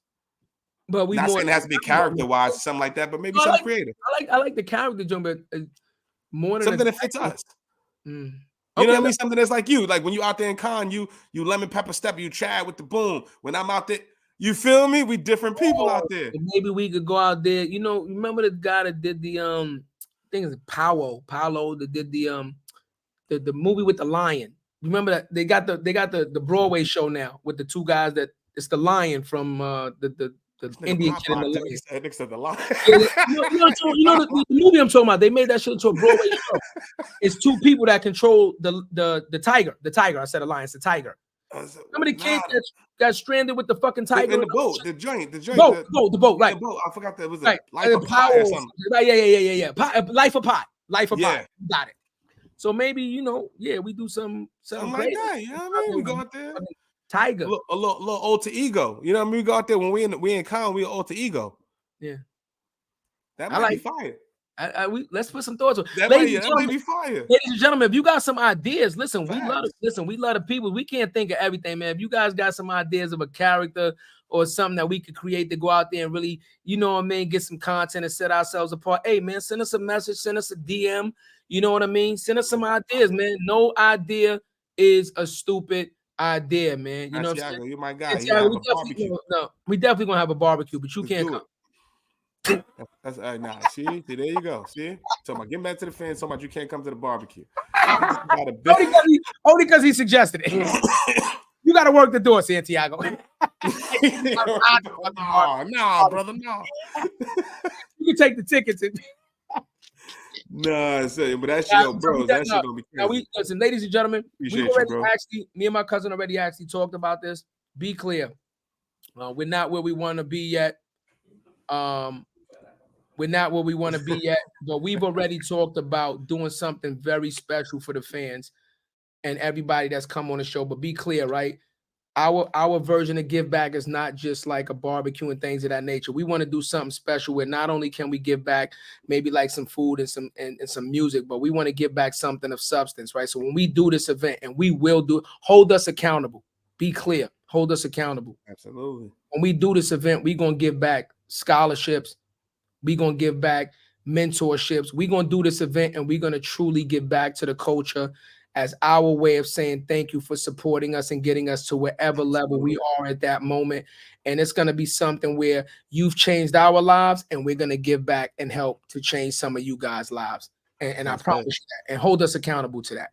Absolutely. I know I don't know when we're going to do it, but I'm definitely doing something in the neighborhood, man. Man. Let's do it, bro. I'm already talking to I'm already trying to get Parkchester on board. Spoke to the homies and speaking to a lot of people on the, you know what I'm saying? Not? And everybody on some, let's do it. If you want to do it, let's make it happen. Ain't gonna be no bullshit. The answer is why not? Why not? Why wouldn't we do it? Why not? We get, you know what I'm saying? We holler at people like Nestor, free haircuts. Why not? All that, you know what I'm saying? All Bring types the barbershop to the hood, set up some tents right acting before courses, have Zoe in them. Absolutely. How to set up cameras, how to make your own joint, all that. I want to set up some joint that's real. I want to have the homies performing, doing your song, studio joint, all that, yo. Because guess what? We so creative in the hood, we just don't have the resources. And sometimes we just got to just open our mind to how can we be creative with the resources that we do have? Because we don't need all that shit. Sometimes we just got to have focus and the mindset that I can do whatever the fuck I want to do. And if we have that alone, that's enough for us sometimes. That's enough. You know what I'm saying? That's what we got to do, man. We change one mindset, we change them all. Mass, for the simple fact that me and you are on the same page with this. I do it for the children. For the children. Do it for the children. I really like the whole, a lot of inner city youth, man. The biggest day of school for inner city youth is that first day of school. So I really like the idea of free haircuts, maybe set up barbers on one side and hair braiders, or girls that could do the girls' hair on the other side. Get you a good wash and set, get your hair done, for you. Try to holler at Timberland, Nike. Let's try to get some book bags. Let's try to get all that. Yeah, I like that, man. Why wouldn't we? Yeah, Why wouldn't we? Let's get some notebooks, that stuff on the house. You know what I mean? Barbecue, you know what I'm saying? We can holler at some stuff, have some caterers. We know some black brands, some black vendors out there. Let's make it. First of all, what I really want, every vendor from the neighborhood. That means Mr. Pizza, the Chinese restaurant, everybody that's in the neighborhood that's been operating for 20, 25 years, you must give back on this day. That's it. So if not, let's hold them accountable. If not, we're gonna boycott your fucking store. Absolutely. First of all, this places in my neighborhood is not giving candy in Halloween. How the fuck you are operating as a business and you ain't got a bag of Kit Kats? Unacceptable. Why was I the only person that say something in the hood about this shit? And when I said it, everybody, oh, you right. We all got our kids out there. It shouldn't take me to say it. We should all be saying this shit, and we all should be making something happen and impact their business if they're not going to support our kids. Straight up. And we got to stand on that shit. I don't care who you are in the hood. I like that idea. Every local fucking business. If you're in the hood, your liquor store, you're going to have some fucking, you better be fucking cosmetology. You better be over there mixing some fucking drinks for us on the house. Or give coupons for some dry cleaning or something like that. Dry cleaning, all that dry cleaning. We're going to dedicate a show to fucking blowing up the ones that did not participate. What are we talking about? On the spot, walking right to the show and right to the on site. That'll be a dope walkthrough. Even if you're not from the culture, you got nails, you doing nails, you doing all that. You're not from the culture, you're not giving back to the community. You don't got Kit Kats. You can't give a couple of free toes on Tuesday. Hell no, we ain't doing that. We gonna start some free toes on Tuesday. We gonna start some shit. Why wouldn't we? I'm with it. Fuck it. Why wouldn't we, man? With that said, yeah, you already know, man. We love y'all, man. We appreciate y'all. We got a long week ahead of us, man. Tomorrow, we will be in Brooklyn. We have a lot of content for y'all. We'll do what we do. It's more than the title. You know what it is. Shaking hands and kissing babies. That's it, man. Who will do it better than us, man? So we appreciate y'all on the journey, man. Like straight up, it's about to get interesting. Yes. And we would love for y'all to come on the journey with us because this shit about to get real. Yes. It's about to get real. We about to be in the south of France, y'all. It's real. With the CEO, McDonald's and them. Yeah. Get a big man. Him, not me. I'm on a diet. I'm gonna go out there with the guns. We're gonna be young guns. I might be be Neef. I might be Neef, not Chris. I might, you know what though? That might be a good idea. I might throw in the blonde wig and go out there as Fabio. My back is backing now. He said, "Go out there as Fabio." That's crazy. That's nuts. You gotten too far. Are you not entertained? The baby went out as the baby. I can't go out there as Fabio. If it get a deal, I'm all for it. I'm keeping it real. If it get a deal, listen. Shit. You know Fabio wear the shirts with the chest out. You know what I'm talking about? Little tight jeans, some little pointy shoes. Shit, if I'm gonna get it, I'm gonna have to just back to 40. Ladies and gentlemen, we out on that. Ladies, we see y'all on Thursday. Expect the pictures on Wednesday. He's going too far. He's going too far. With that statement, I'm just what the f is wrong with this guy? Am I kidding me or what? We out of here. More than the title. Nobody doing better than us. We see y'all later. You know what it is, man. You already know what you know about me? Seen it all, heard it all. Oh, what you know about me? I've done it all, just one.